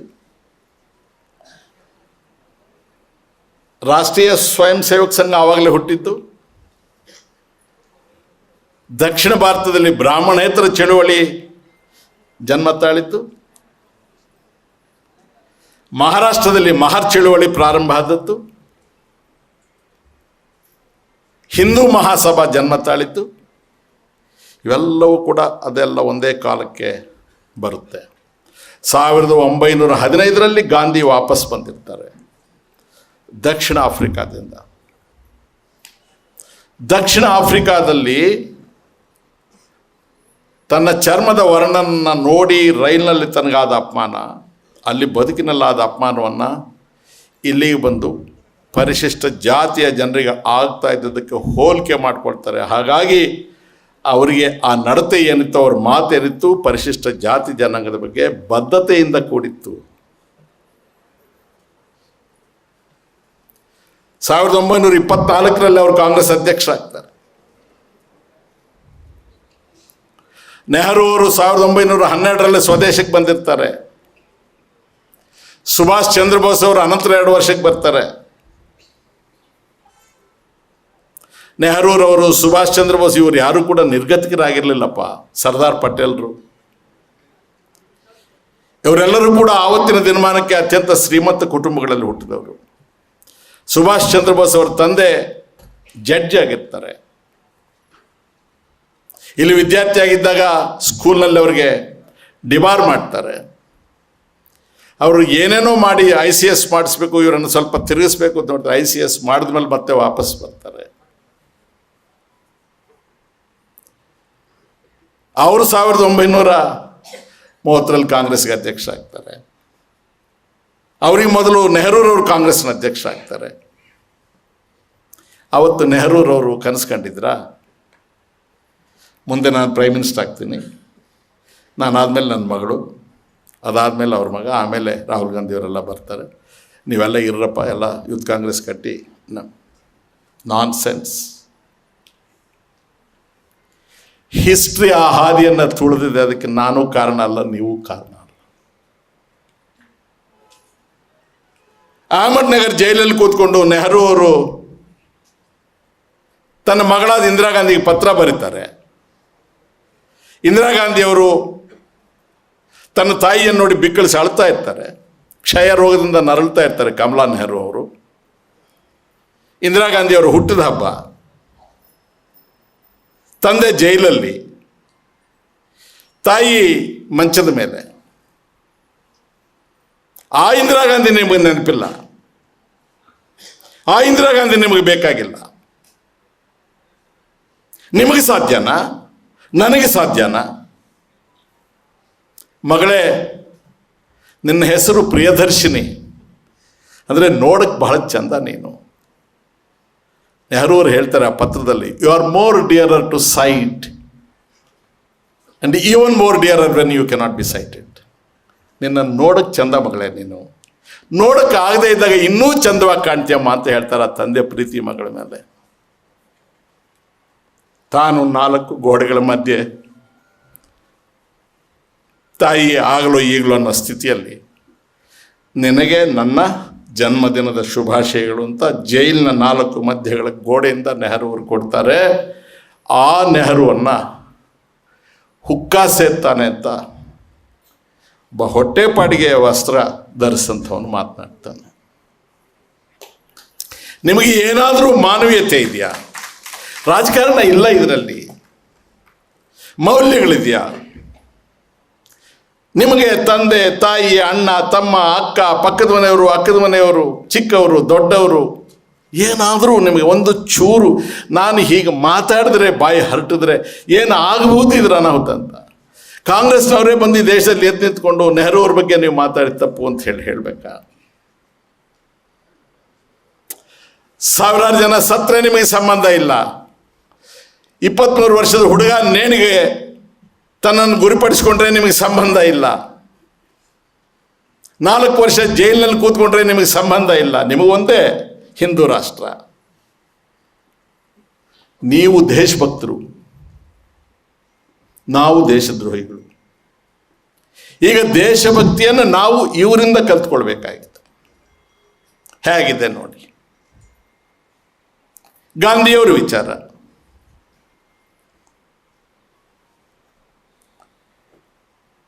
ಡೀಟೇಲ್ಸ್ಗೆ ಆಮೇಲೆ ಇನ್ನೂ ಕೆಲವು ವಿಚಾರ ಇದೆ ಮಾತಾಡೋದು. ಆತ ಎಷ್ಟು ಸ್ಟ್ರಿಕ್ಟ್ ಅಂದರೆ ಗಾಂಧಿ ಹುಚ್ಚ ಆತ. ಕ್ವಿಟ್ ಇಂಡಿಯಾ ಮೂವ್ಮೆಂಟ್ ಕಾಲ್ ಕೊಟ್ಬಿಡ್ತಾರೆ, ಇವರನ್ನು ಅರೆಸ್ಟ್ ಮಾಡಿಬಿಡ್ತಾರೆ. ಯಾರು ಲೀಡ್ ಮಾಡೋರು ಯಾರು ಇಲ್ವಲ್ಲ ಅಂತ ಎಲ್ಲ ಕಡೆ ಗಾಬರಿ ಆಗ್ತಾರೆ. ಬಾಂಬೆಲಿರ್ತಾರೆ, ಶಿವಾಜಿ ಪಾರ್ಕಲ್ಲಿ ಮೀಟಿಂಗ್ ಅಡ್ರೆಸ್ ಮಾಡಿ ಮೊದಲನೇ ಬಾರಿಗೆ ಕಸ್ತೂರ್ಬಾ ಗಾಂಧಿ ಅವರು ಹೊರಗೆ ಬರ್ತಾರೆ. ನಾನು ಅಡ್ರೆಸ್ ಮಾಡ್ತೇನೆ ಇವತ್ತು ಮೀಟಿಂಗು ಗಾಂಧಿಯವ್ರ ಪರವಾಗಿ ಅಂತ ಹೇಳ್ತಾರೆ. ಅಲ್ಲಿ ಅವರಿಗೆ ಕಸ್ತೂರ್ಬಾ ಎಂದೂ ಸಾರ್ವಜನಿಕ ಜೀವನಕ್ಕೆ ಬಂದವರಲ್ಲ, ಗೃಹಿಣಿ. ಈ ಚಾಲೆಂಜಸ್ ಬಂದಾಗ ದೇಶಕ್ಕಾಗಿ ಅವ್ರು ಹೇಗೆ ಬದುಕಿದ್ರು ಅಂತ ಬರ್ತಾರೆ, ಅವ್ರನ್ನೂ ಅರೆಸ್ಟ್ ಮಾಡ್ತಾರೆ. ಅವರಿಗೆ ಡಯರಿ ಆಗುತ್ತೆ ಪೊಲೀಸ್ ಸ್ಟೇಷನ್ನಲ್ಲಿದ್ದಾಗ. ಆಪಲ್ ತಂದು ಕೊಡಬೇಕು, ಸ್ವಲ್ಪ ತಿಂದರೆ ಇದಾಗುತ್ತೆ ಅಂದರೆ ಆಪಲ್ ತಂದು ಕೊಡೋದಿಲ್ಲ. ಗಾಂಧಿಯವರನ್ನು ಅರೆಸ್ಟ್ ಮಾಡಿದ ಮೇಲೆ ಪೂನಾದ ಹತ್ರ ಆಗಾ ಖಾನ್ ಪ್ಯಾಲೇಸಲ್ಲಿ ಜೈಲಿನಲ್ಲಿ ಇಟ್ಟಿರ್ತಾರೆ. ಕಸ್ತೂರ್ಬಾ ಗಾಂಧಿಯವರನ್ನು ಅಲ್ಲಿಗೆ ಕರ್ಕೊಂಡು ಹೋಗ್ತಾರೆ, ಆಗಾ ಖಾನ್ ಪ್ಯಾಲೇಸಿಗೆ ಕರ್ಕೊಂಡು ಹೋಗ್ತಾರೆ. ಗಾಂಧಿಯವರು ಸ್ವಲ್ಪ ಪುರುಷ ಪ್ರಧಾನ ಸಮಾಜದಲ್ಲಿ ನಂಬಿಕೆ ಇದ್ದಂಥವರು. ಸೊಕ್ಕು ಎಲ್ಲೋ ಒಂದು ಕಡೆಗೆ ನಾನೇ ಹೋರಾಟಗಾರ, ಈ ಹೆಣ್ಮಗಳು ಇವಳೇನು ಹೋರಾಟ ಮಾಡ್ತಾಳೆ ಅನ್ನತಕ್ಕಂಥ ಒಂದು ರೀತಿಯ ಹಗುರವಾದಂಥ ಭಾವನೆ. ಹೆಂಡತಿಯನ್ನು ನೋಡಿ ಅವ್ರೇನು ತಿಳ್ಕೊಳ್ತಾರೆ, ಬಹುಶಃ ಪೊಲೀಸವ್ರು ಪರ್ಮಿಷನ್ ತಗೊಂಡು ನನ್ನ ನೋಡಕ್ಕೆ ಬಂದಿರಬಹುದು ಅಂತ ತಿಳ್ಕೊಳ್ತಾರೆ. ಆ ಸಂಭಾಷಣೆ ಭಾಳ ಚೆನ್ನಾಗಿದೆ. ಏನು ಇಲ್ಲಿಗೆ ಬಂದಿದೆಯಾ ಅಂತ ಕೇಳ್ತಾರೆ. ನನ್ನನ್ನು ನೋಡೋಕ್ಕೆ ನನಗೇನು ಆಗಿಲ್ಲ ಅಂತ ಹೇಳ್ತಾರೆ. ಎದೆ ತಟ್ಟಿ ಹೇಳ್ತಾರೆ ಕಸ್ತೂರ್ಬಾ ಗಾಂಧಿಯವರು, ನಿನ್ನನ್ನು ನೋಡೋಕ್ಕೆ ನಾನು ಬರಲಿಲ್ಲ, ನಾನು ಹೋರಾಟಗಾರ್ತಿ ಜೈಲಿಗೆ ಬಂದಿದ್ದೇನೆ ಅಂತ ಹೇಳ್ತಾರೆ. ನೀವಮ್ಮ ತಾಯಂದಿರು ಈ ವಿಚಾರವನ್ನು ಮನಸ್ಸಲ್ಲಿ ಇಟ್ಕೋಬೇಕಮ್ಮ. ಅವ್ರಿಗೆ ಜಿಂದಾಬಾದು, ಇವ್ರಿಗೆ ಜಿಂದಾಬಾದು, ಮಹಿಳಾ ಕಾಂಗ್ರೆಸ್ಸು, ಆ ಕಮಿಟಿ, ಯಾಕಮ್ಮ ಅಲ್ಲಿಗೆ ನಿಲ್ಲೋದಿಲ್ಲ ತಾಯಿ. ಗಾಂಧಿಯವರೊಂದು ಬ್ಯಾಡ್ಜ್ ಕೊಟ್ಟಿರ್ತಾರೆ, ಒಂದು ಸ್ಲೋಗನ್, ಡೂ ಆರ್ ಡೈ, ದುಡಿ ಅಥವಾ ಮಡಿ. ಕಸ್ತೂರ್ಬಾ ಅವರ ಎದೆ ಮೇಲೆ ಆ ಬ್ಯಾಡ್ಜ್ ಇರುತ್ತೆ.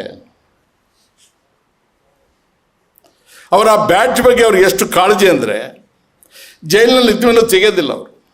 1944 ಇಸ್ವಿ ಫೆಬ್ರವರಿ ತಿಂಗಳು 2 ವರ್ಷ ಜೈಲಿನಲ್ಲಿ ಕೊಳೆದ ಮೇಲೆ ಕಸ್ತೂರ್ಬಾ ಅವರು ಜೈಲಲ್ಲಿ ಸತ್ತು ಹೋಗ್ತಾರೆ. ಆ ಬ್ಯಾಡ್ಜ್ ಹಾಗೆ ಮೈ ಅವರನ್ನು ನೀವು ಅಡ್ತಿರಲ್ಲ.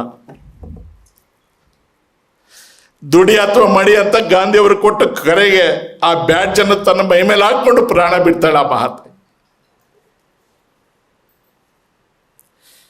ಗಾಂಧಿಯನ್ನು ಪ್ರಧಾನಮಂತ್ರಿ ಮಾಡಕ್ಕೆ ಅವ್ರು ಬರಲಿಲ್ಲ ಈಚೆಗೆ.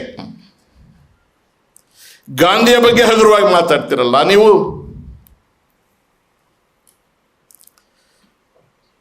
ನೀವು ಮನುಷ್ಯರ ಅಥವಾ ನರರೂಪ ರಾಕ್ಷಸರ? ನಿಮಗೆ ನೀವೇ ಪ್ರಶ್ನೆ ಹಾಕ್ಕೊಳ್ಳಿ.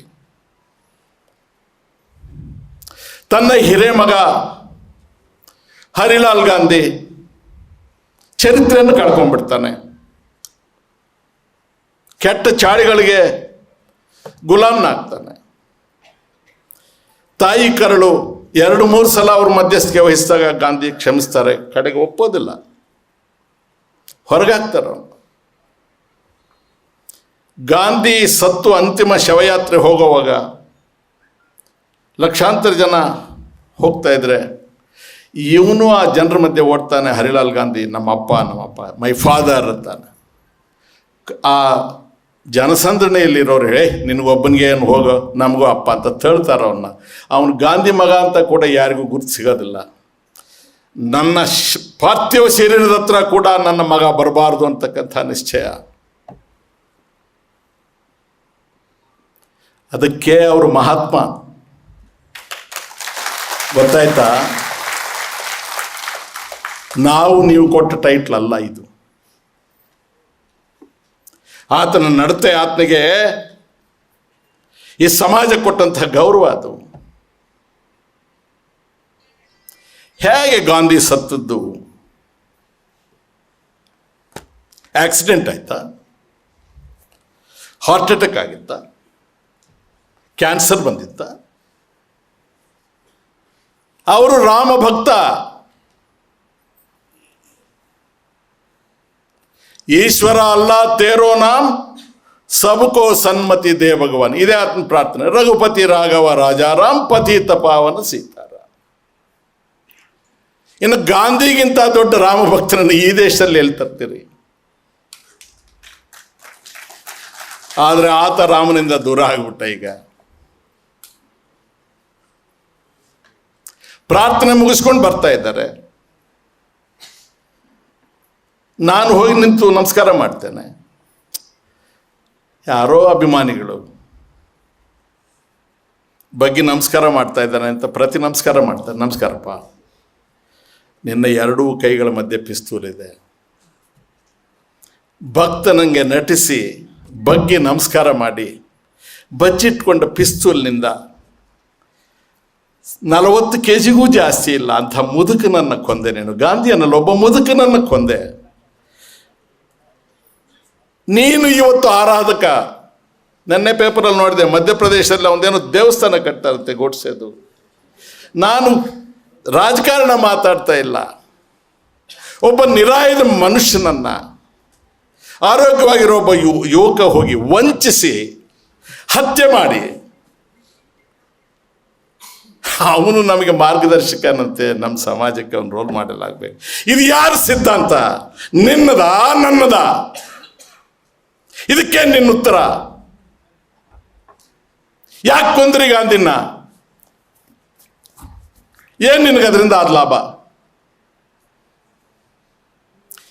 ಗಾಂಧಿಯನ್ನು ಕೊಲ್ಲೋದು, ಗಾಂಧಿಯ ತತ್ವಗಳನ್ನು ಕೊಲ್ಲೋದು ಬೇರೆ ಬೇರೆ. ಗಾಂಧಿಯ ತತ್ವ, ಭಗತ್ ಸಿಂಗ್ನ ರಕ್ತ, ಜಲಿಯನ್ ವಾಲಾಬಾಗ್ನಲ್ಲಿ ಸತ್ತವರ ರಕ್ತ ಈ ಭೂಮಿ ಮೇಲೆ ಹರಿತಾ ಇದೆ. ಇಂದು ಆಡಳಿತದ ಚುಕ್ಕಾಣಿ ಹಿಡಿದಿರ್ತಕ್ಕಂಥ ನಿಮಗೆ ನಾನು ಹೇಳ ಬಯಸ್ತೇನೆ, ನಿಮ್ಮ ವಿಹಾರ ನೌಕೆ ಇವತ್ತು ಏನು ಓಡಾಡ್ತಾ ಇದೆ, ಇದು ನಮ್ಮ ರಕ್ತದ ಮಡುವಿನಲ್ಲಿ ವಿಹಾರ ಮಾಡ್ತಾ ಇರ್ತಕ್ಕಂಥ ದೋಣಿ. ಇದು ಜ್ಞಾಪಕ ಇರಲಿ.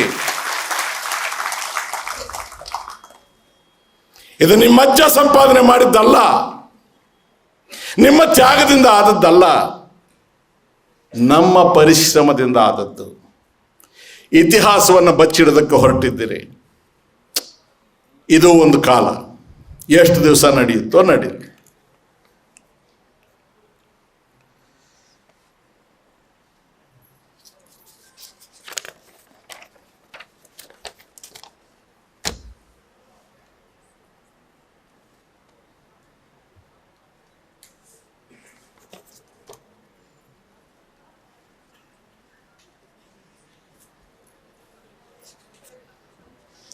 ಸಾವಿರದ 1929 ಗಾಂಧಿಯವರ ನಂತರ ನೆಹರು ಕಾಂಗ್ರೆಸ್ ಅಧ್ಯಕ್ಷರಾಗ್ತಾರೆ. ಅವರು ಲಾಹೋರ್ ಕಾಂಗ್ರೆಸ್ ಸಮಾವೇಶದಲ್ಲಿ ಪೂರ್ಣ ಸ್ವರಾಜ್ಯವನ್ನು ಡಿಕ್ಲೇರ್ ಮಾಡ್ತಾರೆ, ರಾಜಿ ಇಲ್ಲ ಅಂತಾರೆ. 26/6/1930 ಗಡುವು ಕೊಟ್ಟು ಬಿಡ್ತಾರೆ. ಅಷ್ಟರೊಳಗೆ ನಾವು ಇಂಡಿಪೆಂಡೆಂಟ್ ಆಗಬೇಕು, ಸ್ವತಂತ್ರ ಭಾರತ ಆಗಬೇಕು ಅಂತ ಹೇಳ್ತಾರೆ. ಅದರ ಪರಿಣಾಮ ಏನಾಗುತ್ತೆ? ಗವರ್ನಮೆಂಟ್ ಆಫ್ ಇಂಡಿಯಾ ಆ್ಯಕ್ಟ್ ಬರುತ್ತೆ.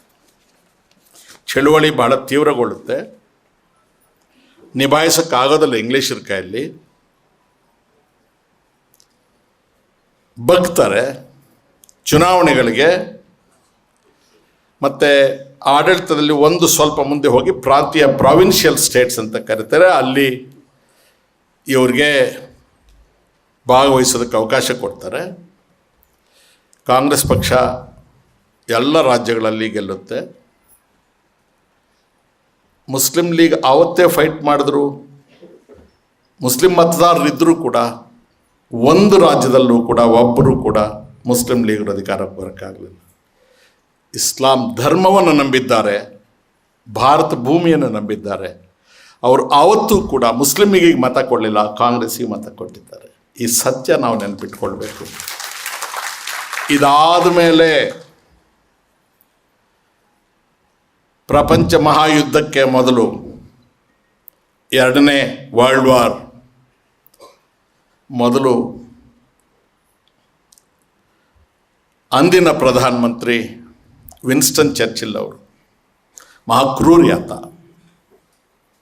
ಇಂಗ್ಲಿಷ್ ದೇಶದ ಗ್ರೇಟ್ ಬ್ರಿಟನ್ನ ಪ್ರಧಾನಮಂತ್ರಿ, ತನ್ನ ಕಾರ್ಮಿಕ ಮಂತ್ರಿಯನ್ನು ಭಾರತ ದೇಶಕ್ಕೆ ಕಳಿಸ್ತಾನೆ.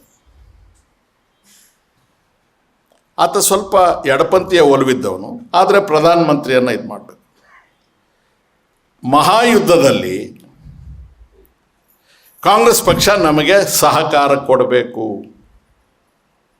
ಹಾಗಿದ್ದಲ್ಲಿ ನಾವು ನಿಮಗೆ ಪೂರ್ಣ ಸ್ವಾತಂತ್ರ್ಯ ಕೊಡ್ತೇವೆ ಅಂತ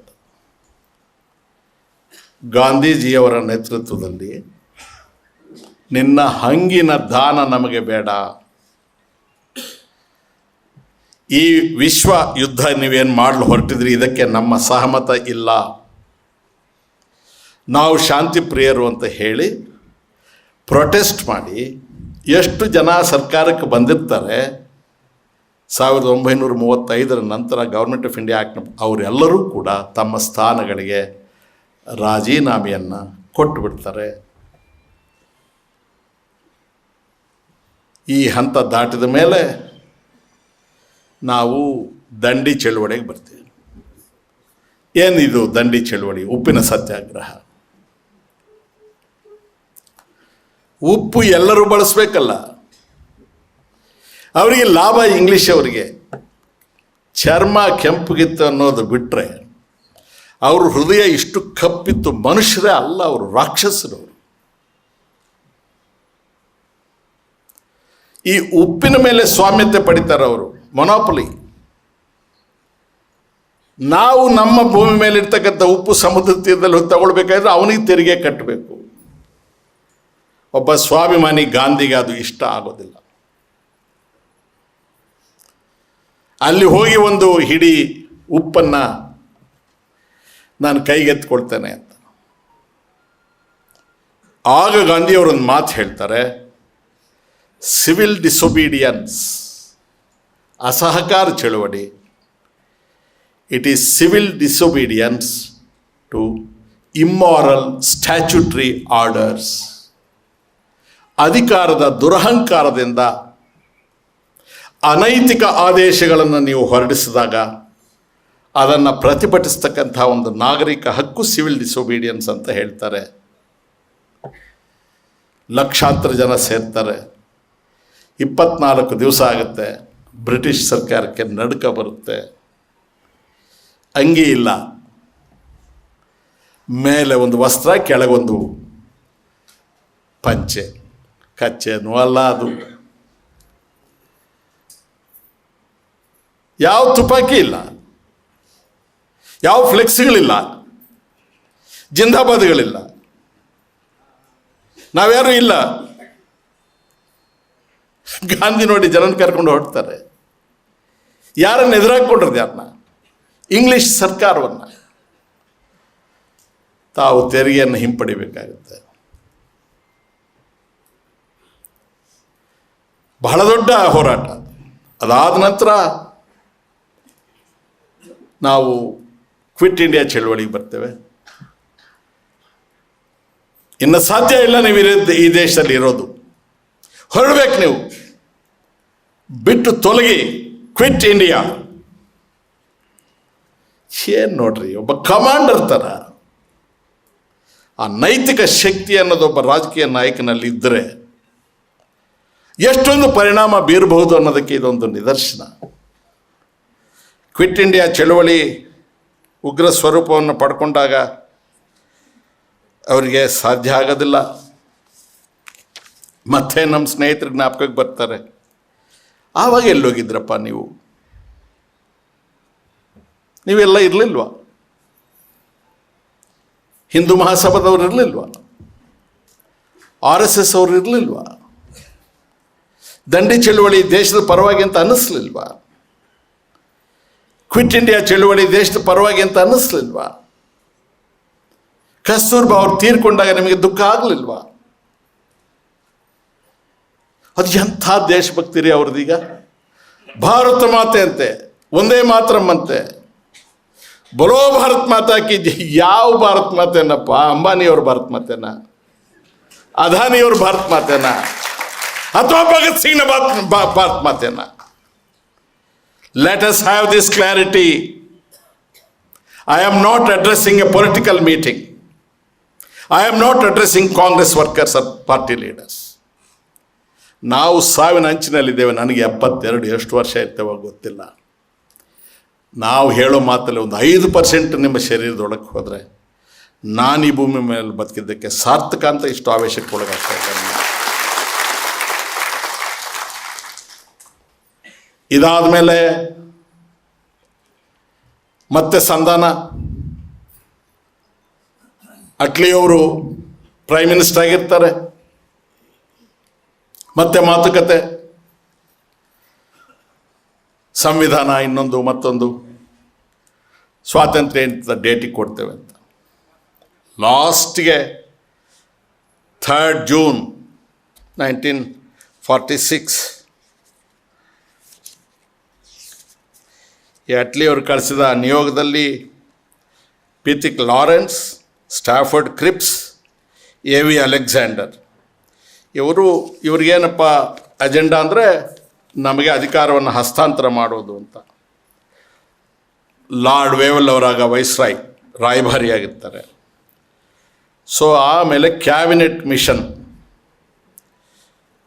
ಕ್ಯಾಬಿನೆಟ್ಟಲ್ಲಿ ಬ್ರಿಟನ್ನಲ್ಲಿ ತೀರ್ಮಾನ ಮಾಡಿ ಇಲ್ಲಿಗೆ ಕ್ಯಾಬಿನೆಟ್ ಮಿಷನನ್ನು ಕಳಿಸ್ತಾರೆ. ಕ್ಯಾಬಿನೆಟ್ ಮಿಷನ್ನು ಅದಕ್ಕೆ ಫೈನಲೈಸ್ ಮಾಡುತ್ತೆ. ಇಂಡಿಯನ್ ಇಂಡಿಪೆಂಡೆನ್ಸನ್ನು ಕೊಡೋದು ಅನಿವಾರ್ಯ. ಕ್ಲೆಮೆಂಟ್ ಅಟ್ಲಿ ಪ್ರೈಮ್ ಮಿನಿಸ್ಟರ್ ಆಗಿದ್ದವರು ಫೆಬ್ರವರಿ 20, 1947 ನಿಮಗೆ ಪೂರ್ಣ ಸ್ವಾತಂತ್ರ್ಯವನ್ನು ಕೊಡ್ತೇವೆ. ನಿಮ್ಮ ದೇಶೀಯ ರಾಜರುಗಳು ಯಾರಿದ್ದಾರೆ ಅವತ್ತು ಇದ್ದರವರೆಲ್ಲ ಸಾಮಂತರಲ್ಲ, ಅವರ ಭವಿಷ್ಯವನ್ನು ನೀವು ನಿಮ್ಮ ಸ್ವತಂತ್ರವಾದಂತಹ ದೇಶನ ರಚನೆ ಮಾಡ್ಕೊಂಡ್ಮೇಲೆ ನೀವು ತೀರ್ಮಾನ ಮಾಡಿ ಪಾರ್ಟಿಷನ್ ಆಫ್ ಇಂಡಿಯಾ ಆಗಬೇಕು, ಪಾಕಿಸ್ತಾನ ಹಿಂದೂಸ್ತಾನ ಆಗಬೇಕು, ನಿಮ್ಮದೇ ಆದಂಥ ಸಂವಿಧಾನವನ್ನು ನೀವು ರಚನೆ ಮಾಡ್ಕೊಳ್ಬೋದು. ಎಲ್ಲಕ್ಕಿಂತಲೂ ಬಹಳ ಮುಖ್ಯವಾದದ್ದು, this is the landmark, high point of the whole speech. Clement Attlee ಅವರು ಕಳಿಸಿದ ಸೂಚನೆಗಳಲ್ಲಿ ಕಡೇ ಸೂಚನೆ, ಭಾರತ ದೇಶವು ಇನ್ನು ಮೇಲೆ ಎಲಿಜಬೆತ್ ರಾಣಿಯನ್ನು ಎಂಪರರ್ ಆಫ್ ಇಂಡಿಯಾ ಅಂತ ಹೇಳಿ ಸಂಬೋಧಿಸುವುದನ್ನು ನಿಷೇಧಿಸಿದ್ದೇವೆ. ಸೊ 1788 ಬಂದಂತಹ ಎಲಿಜಬೆತ್ ಚಕ್ರವರ್ತಿ ಆ ದಿವಸಕ್ಕೆ ವಾಪಸ್ ಹೋಗ್ತಾರೆ. ದೆನ್ ಲಾರ್ಡ್ ಮೌಂಟ್ ಬ್ಯಾಟನ್ ಅವ್ರು ಬಂದರು. ಲಾರ್ಡ್ ಮೌಂಟ್ ಬ್ಯಾಟನ್ ಅವ್ರು ಬಂದ ಮೇಲೆ ಹಸ್ತಾಂತರದ ವಿಚಾರ, ಸಂವಿಧಾನ ರಚನಾ ಸಮಿತಿಯ ವಿಚಾರ ಇಷ್ಟೇ. ಇನ್ನೊಂದು 2 ವಿಷಯ 5 ನಿಮಿಷ ಆಗ್ಬೋದು maximum. Hariprasad, is it all right? Another 5 minutes. ಸಂವಿಧಾನ ರಚನಾ ಸಮಿತಿ, constituent assembly 1954 doctor Baba Saheb Ambedkar ಅವರು ಒಂದು ಮಸೂದೆಯನ್ನು ಮಂಡಿಸ್ತಾರೆ. He was law minister. It was not a Congress government, it was a all party government. Shyam Prasad Mukherjee ಅವರು ಇರ್ತಾರೆ, ಜಗನ್ನಾಥ್ ಚೆಟ್ಟಿ ಇರ್ತಾರೆ, ಅಂಬೇಡ್ಕರ್ ಅವರು ಇರ್ತಾರೆ ಆ ಮಂತ್ರಿಮಂಡಲದಲ್ಲಿ, ನೆಹರು ಅವರು ಪ್ರಧಾನಮಂತ್ರಿ. ಏನು ಆ ಮಸೂದೆ ಅಂದರೆ, it's called Hindu code bill. Hindu code ಬಿಲ್ನಲ್ಲಿ ಏನು ಪ್ರಮುಖವಾದ ಅಂಶಗಳು? ಮೊದಲನೆಯದು, ಹೆಣ್ಣು ಮಕ್ಕಳಿಗೆ ಈ ದೇಶದಲ್ಲಿ, ಪರಿಶಿಷ್ಟ ಜಾತಿಯವರಿಗಲ್ಲ, ಇಡೀ ಹೆಣ್ಣು ಮಕ್ಕಳಿಗೆ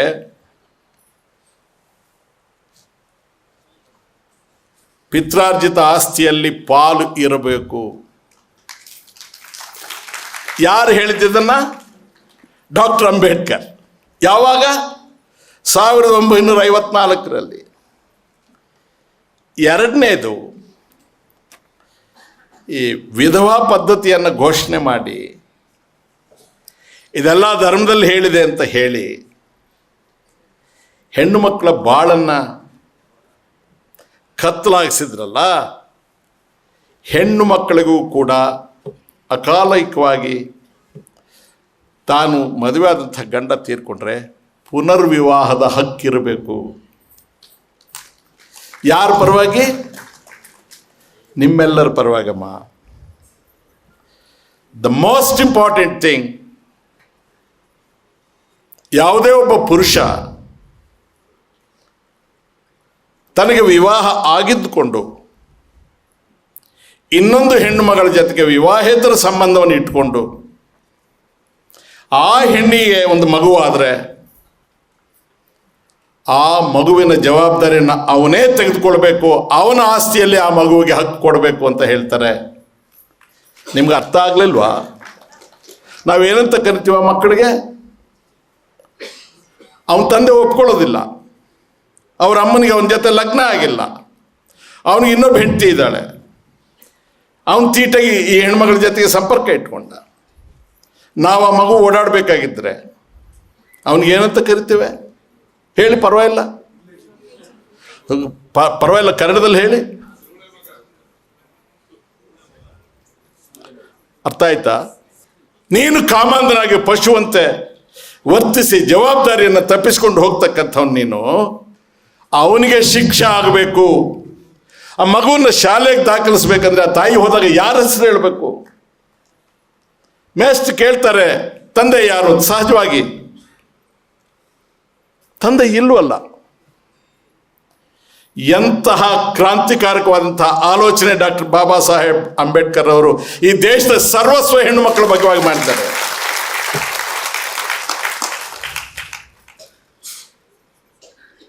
ಆ ದಿವಸ ಹೊರಗಡೆ ನಿಂತು ಹಿಂದೂ ಮಹಾಸಭಾ ಅಂತ ಹೇಳಿ ಗಲಾಟೆ ಮಾಡಿದ್ರಿ. ಹಿಂದೂ ಕೋಡ್ ಬಿಲ್ಲನ್ನ ಒಬ್ಬ ಪರಿಶಿಷ್ಟ ಜಾತಿಯವನು, ಒಬ್ಬ ಶೆಡ್ಯೂಲ್ ಕಾಸ್ಟ್ನವನು, ಒಬ್ಬ ಹೊಲೆಯರವನೇನು ಹೇಳೋದು ನಮಗೆ ಹಿಂದೂಗಳಿಗೆ ನಮ್ಮ ಧರ್ಮ ಏನು ಅಂತ ಅವನ್ಯಾರು ತಿದ್ದುಪಡಿ ತರೋದಕ್ಕೆ ಅಂತ ಗಲಾಟೆ ಮಾಡಿ ಹೊಲೆಯ ಅಂತ ಮಾತಾಡಿದ್ರಿ ಅಂಬೇಡ್ಕರ್ ಅವರನ್ನ. ಆಗ್ತಾನೆ ಸ್ವಾತಂತ್ರ್ಯ ಬಂದಿದೆ. ನೆಹರೂರವರು ಅಂಜಿಬಿಟ್ರು.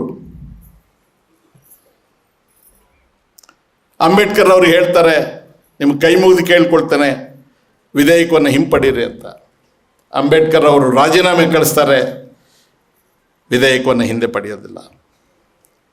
ನೀವು ಅಂಬೇಡ್ಕರ್ ಅವರನ್ನು ಹಿಂದೂಗಳ ವಿಚಾರ ಮಾತಾಡೋದಕ್ಕೆ ನೀನ್ಯಾರು ಅಂತ ಕೇಳಿದವರು ಈಗ ಪರಿಶಿಷ್ಟ ಜಾತಿ ಅಂದರೆ ಬಹಳ ಪ್ರೀತಿನಂತೆ ಮೋದಿಯವರಿಗೆ. ಅದೆಷ್ಟು ಪ್ರೀತಿಯಪ್ಪ ಗೊತ್ತಿಲ್ಲ.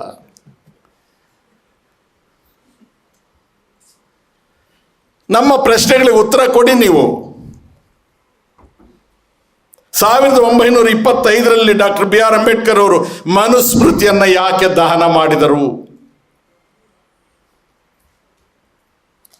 1954ರಲ್ಲಿ ನೀವು ಹಿಂದೂ ಕೋಡ್ ಬಿಲ್ಲನ್ನು ಯಾಕೆ ವಿರೋಧ ಮಾಡಿದ್ರಿ? ದಯಮಾಡಿ ಹೇಳಿ. ಹಿಂದುವಾಗಿ ಹುಟ್ಟೋದು ನಾನು ತಪ್ಪಿಸೋದು ಸಾಧ್ಯ ಇರಲಿಲ್ಲ, ಹಿಂದುವಾಗಿ ನಾನು ಸಾಯೋದಿಲ್ಲ, ಬೌದ್ಧ ಧರ್ಮವನ್ನು ಸ್ವೀಕಾರ ಮಾಡ್ತೇನೆ ಅಂತ ಹೇಳಿದ್ರಲ್ಲ, ಅದಕ್ಕೆ ಕಾರಣ ಏನು ಹೇಳ್ತೀರಾ?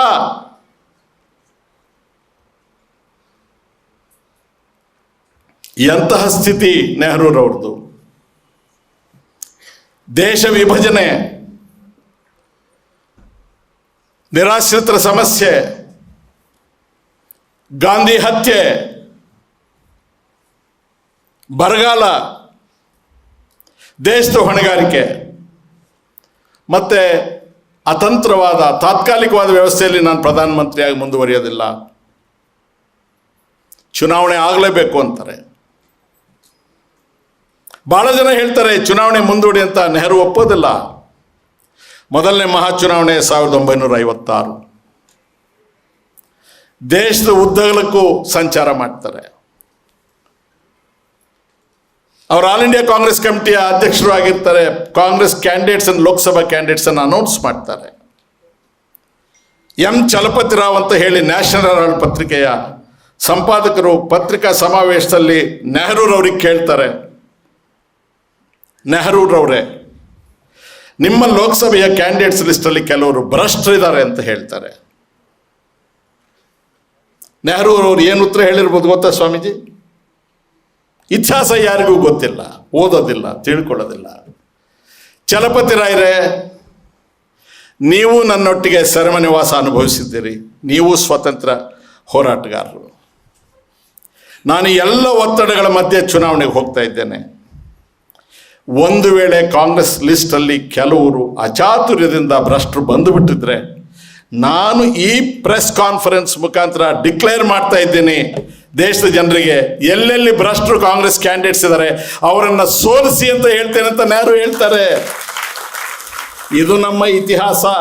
ಇವತ್ತು ನಾವು ತಪ್ಪು ಮಾಡ್ತಾ ಇದ್ದೇವೆ, ನಿಜ. ಅದನ್ನು ನಾವು ವೈಭವೀಕರಿಸ್ಕೋಬೇಕು, ಹಾಗೆ ನಡೆಯೋ ಪ್ರಯತ್ನ ಮಾಡಬೇಕು. ಆಗ ನಮಗೂ ವರ್ಚಸ್ಸು ಬರುತ್ತೆ. ನಾವು ಈ ಕಥೆಯೆಲ್ಲ ಹೇಳಿ ನಮ್ಮ ಇವತ್ತಿನ ಆಟ ಮುಂದುವರಿಸಿದ್ರೆ ಉದ್ಧಾರ ಆಗೋದಿಲ್ಲ. ನಂತರ ಕಡೇ ವಿಚಾರ, ಯಾರು ಹಿಂದೂ ಯಾರು ಅಲ್ಲ. ದಯಾನಂದ ಸರಸ್ವತಿಯವರು ಹಿಂದೂ ಅಲ್ವಾ? ಸ್ವಾಮಿ ವಿವೇಕಾನಂದ ಹಿಂದೂ ಅಲ್ವಾ? ಡಾಕ್ಟರ್ ರಾಜಾರಾಮ್ ಮೋಹನ್ ರಾಯ್ ಹಿಂದೂ ಅಲ್ವಾ?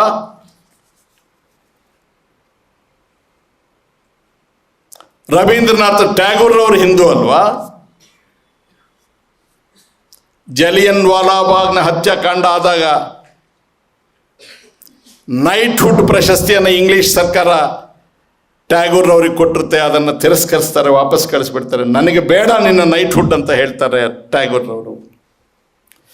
1824ರಲ್ಲಿ ರಾಜಾರಾಮ್ ಮೋಹನ್ ರಾಯ್ ಅವರು ಚಕ್ರವರ್ತಿನಿಗೆ ಪತ್ರ ಬರೀತಾರೆ, ಏನಮ್ಮ ಇವರು ಯಾರು ಹೇಳಿದ್ರು ಅಂತ, ನೀನು ಸಂಸ್ಕೃತದ ಶಾಲೆಗಳನ್ನು ತೆಗಿಯಕ್ಕೆ ಹೊರಟಿದೆಯಲ್ಲ, ನಮ್ಮ ಹುಡುಗರಿಗೆ ಗಣಿತ ಹೇಳ್ಕೊಡಮ್ಮ, ನಮ್ಮ ಹುಡುಗರಿಗೆ ಇಂಗ್ಲೀಷ್ ಹೇಳ್ಕೊಡಮ್ಮ, ವ್ಯಾಕರಣ ಹೇಳ್ಕೊಡಮ್ಮ ಅಂತ ಹೇಳಿ, ಇದು ಮೇಲ್ವರ್ಗದ ವೈದಿಕ ಸಮಾಜದ ಹುನ್ನಾರ. ಅಕ್ಷರ ಜ್ಞಾನ ವಂಚಿತರು, ಶೋಷಿತರು ಈ ಸಮಾಜದಲ್ಲಿ ಬಹಳ ಜನ ಇದ್ದಾರೆ ಅಂತ 1824ರಲ್ಲಿ ಇದೆಲ್ಲಿದೆ ಅಂದರೆ, ರಾಮಚಂದ್ರ ಗುಹಾ ಅವರು ಒಂದು ಪುಸ್ತಕ ಬರೆದಿದ್ದಾರೆ, ಟೈಟಲ್ ಮರ್ತೋಗ್ತಾ ಇದೆ ನನಗೆ, ಅದರಲ್ಲಿದೆ. ರಾಜಾರಾಮ್ ಮೋಹನ್ ರಾಯರು ಬಾಲ್ಯ ವಿವಾಹನ ವಿರೋಧ ಮಾಡಿದರು. ಸತಿ ಪದ್ಧತಿ, ಏನು ಸತಿ ಪದ್ಧತಿ? ಗಂಡ ಸತ್ತೋಗ್ತಾನೆ ರಾಜ, ಹೆಂಡತಿನೂ ಕೂಡ ಚಿತೆಗೆ ಹೋಗಿ ಸಾಯ್ಬೇಕಂತೆ. ಆಹಾ, ಇದನ್ನು ಈಗಲೂ ಸಮರ್ಥಿಸ್ತಾರೆ ಇವರು RSS ಅವರು. ಇದು ಹಿಂದೂ ಧರ್ಮನ. ಹಾಗಾದರೆ ಹೆಂಡತಿ ಸತ್ರೆ ಇವನು ಹೋಗಿ ಸಾಯ್ಬೇಕಲ್ಲ, ಇಬ್ಬರು ಒಟ್ಟಿಗೆ ತಾನೆ ಜೀವನ ಮಾಡೋದು. ಆಯ್ತು, ಗಂಡ ಸತ್ರೆ ಹೆಂಡತಿ ಸಾಯೋದು ಓಕೆ, ಒಪ್ಪೋದು. ಹೆಂಡತಿ ಸತ್ರೆ ನೀನು ಸಾಯ್ಬೇಕಲ್ಲ, ಇವನು ಮಾತ್ರ ಮೀಸೆ ತಿರುಕೊಂಡು ಕಿರೀಟ ಇಟ್ಕೊಂಡು ಇನ್ನೊಬ್ಳಿ ಮದುವೆ ಮಾಡ್ಕೊಂಡು. ರಾಜಾರಾಮ್ ಮೋಹನ್ ರಾಯ್ ಇದ್ರ ವಿರುದ್ಧ ಇದ್ದರು, ಅವ್ರ ವಿರುದ್ಧ ನೀವಿದ್ರಿ. ಆದರೆ ನೀವು ಹಿಂದೂಗಳು, ಅವರು ಹಿಂದೂಗಳಲ್ಲ. ಈಶ್ವರಚಂದ್ರ ವಿದ್ಯಾಸಾಗರ್ ಆರ್ಯ ಸಮಾಜವನ್ನು ಕಟ್ತಾರೆ. ಜ್ಯೋತಿಬಾ ಫುಲೆ ದೊಡ್ಡ ಕ್ರಾಂತಿಯನ್ನೇ ಎಬ್ಬಿಸ್ತಾರೆ. ಪೆರಿಯಾರ್ EV ರಾಮಸ್ವಾಮಿ ನಾಯ್ಕ ಬ್ರಾಹ್ಮಣೇತರ ಚಳುವಳಿಯನ್ನೇ ಕಟ್ತಾರೆ ಅವರು. ಸ್ವಾಮಿ ವಿವೇಕಾನಂದರು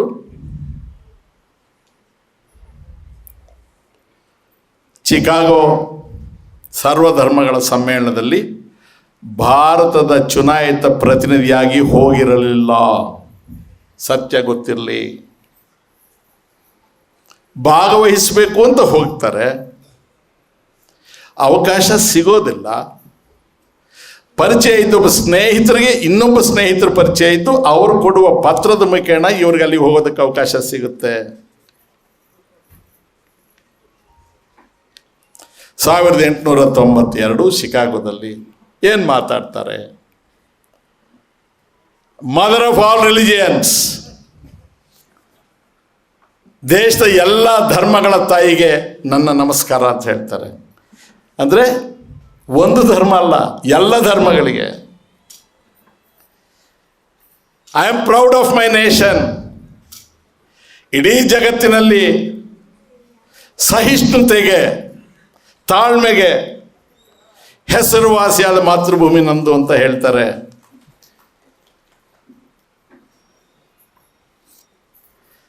ರಿಲಿಜಿಯನ್ ಆ್ಯಂಡ್ ರಿಲಿಜಿಯನ್ ಇವೆರಡರ ಮಧ್ಯೆ ವಿಷ ತುಂಬತಕ್ಕಂಥ ದೇಶ ನನ್ನದಲ್ಲ, ಅದಾಗಬಾರ್ದು, ಆ ಸಂದೇಶ ಕೊಡಕ್ಕೆ ಬಂದಿದ್ದೀನಿ ಅಂತ ಹೇಳ್ತಾರೆ. ಇವರು ವಿವೇಕಾನಂದರದೊಂದು ಫೋಟೋ, ಪಕ್ಕದಲ್ಲಿ ಮೋದಿದೊಂದು ಫೋಟೋ, ಈ ಕಡೆ ಅಮಿತ್ ಶಾದೊಂದು ಫೋಟೋ, ಹಿಂದೂ ಮುಂದು ಅಂತ ವಿವೇಕಾನಂದನ ತೋರಿಸೋದು. ಇದನ್ನು ಹೇಳಿದ್ರ ವಿವೇಕಾನಂದರು? ಇಂತಹ ಜನ ಅವ್ರು ಹೇಳಿದ್ದೆ ಒಂದು, ಅವ್ರು ಹೇಳಿದ್ದನ್ನೇ ರಿವರ್ಸ್ ಮಾಡ್ತಾರೆ. ಈತ ಯಾರು? ಅಮಿತ್ ಶಾ ಯಾರು? ಈ CAA ವಿಚಾರ ಬಂದಾಗ ಲೋಕಸಭೆಯಲ್ಲಿ ಹೇಳ್ತಾನೆ, NRC ಆದಮೇಲೆ ಯಾರೆಲ್ಲ ಅಕ್ರಮವಾಗಿ ಈ ದೇಶದಲ್ಲಿ ಇದ್ದಾರೆ ಅಂತ ಹೇಳ್ತಾರೆ, ಮನಸ್ಸಿನಲ್ಲಿ ಮುಸಲ್ಮಾನರನ್ನ ಇಟ್ಕೊಂಡಂತ ಹೇಳೋದು. ಜಬ್ NRC ಖತಮ್ ಹೋಗಾ ತಬ್ ಬಾಹಿರ್ ಪಡೇಗಾ, ಚುನ್ ಚುನ್ಕೆ ಮಾರುಂಗ ಅಂತ ಹೇಳ್ತಾ. ಅಂದರೆ ಬಂದೂಕಿದೆಯಲ್ಲ ಇವನ ಹತ್ರ, ಹೋಮ್ ಮಿನಿಸ್ಟರ್ ಇವನ್ನೇ ತಗೊಂಡು ಹೊರಟ್ಬಿಡೋದು ಹೊಡಿಯೋಕ್ಕೆ. ಎಂತ ಅವ್ರ ಕೈಗೆ ದೇಶ ಹೋಗಿದೆ. ಏನಿ ದುರಂತ. 1892 ಶಿಕಾಗೋ ಸಮಾವೇಶವನ್ನು ಮುಗಿಸಿ ಭಾರತಕ್ಕೆ ಬಂದ ಮೇಲೆ ವಿವೇಕಾನಂದರು ಚೆನ್ನೈನಲ್ಲಿ, ಮದ್ರಾಸ್ನಲ್ಲಿ ಒಂದು ಸಭೆಯಲ್ಲಿ ಹೇಳ್ತಾರೆ, ಪರಯ್ಯ ಅಂದರೆ ಶೆಡ್ಯೂಲ್ ಕಾಸ್ಟ್, ಅವರಿಗೆ ನ್ಯಾಯ ಕೊಡಿ. ದಿ ಹಂಗ್ರಿ ಇಂಡಿಯನ್, ಅರ್ಧ ಹೊಟ್ಟೆ ತಿಂದಿರೋನು, ಹಸಿವಿನಿಂದ ಬಳಲ್ತಾ ಇರ್ತಕ್ಕಂಥ ಭಾರತೀಯನಿಗೆ ಈ ದೇಶ ಸೇರಲಿ ಅಂತ ಹೇಳ್ತಾರೆ. ಯಾರು ಆರೋಗ್ಯದಿಂದ ವಂಚಿತರಾಗಿ ಅನಾರೋಗ್ಯದಿಂದ ಅವನಿಗೆ ಈ ದೇಶ ತಾಯಿಯಾಗಲಿ ಅಂತ ಹೇಳ್ತಾರೆ.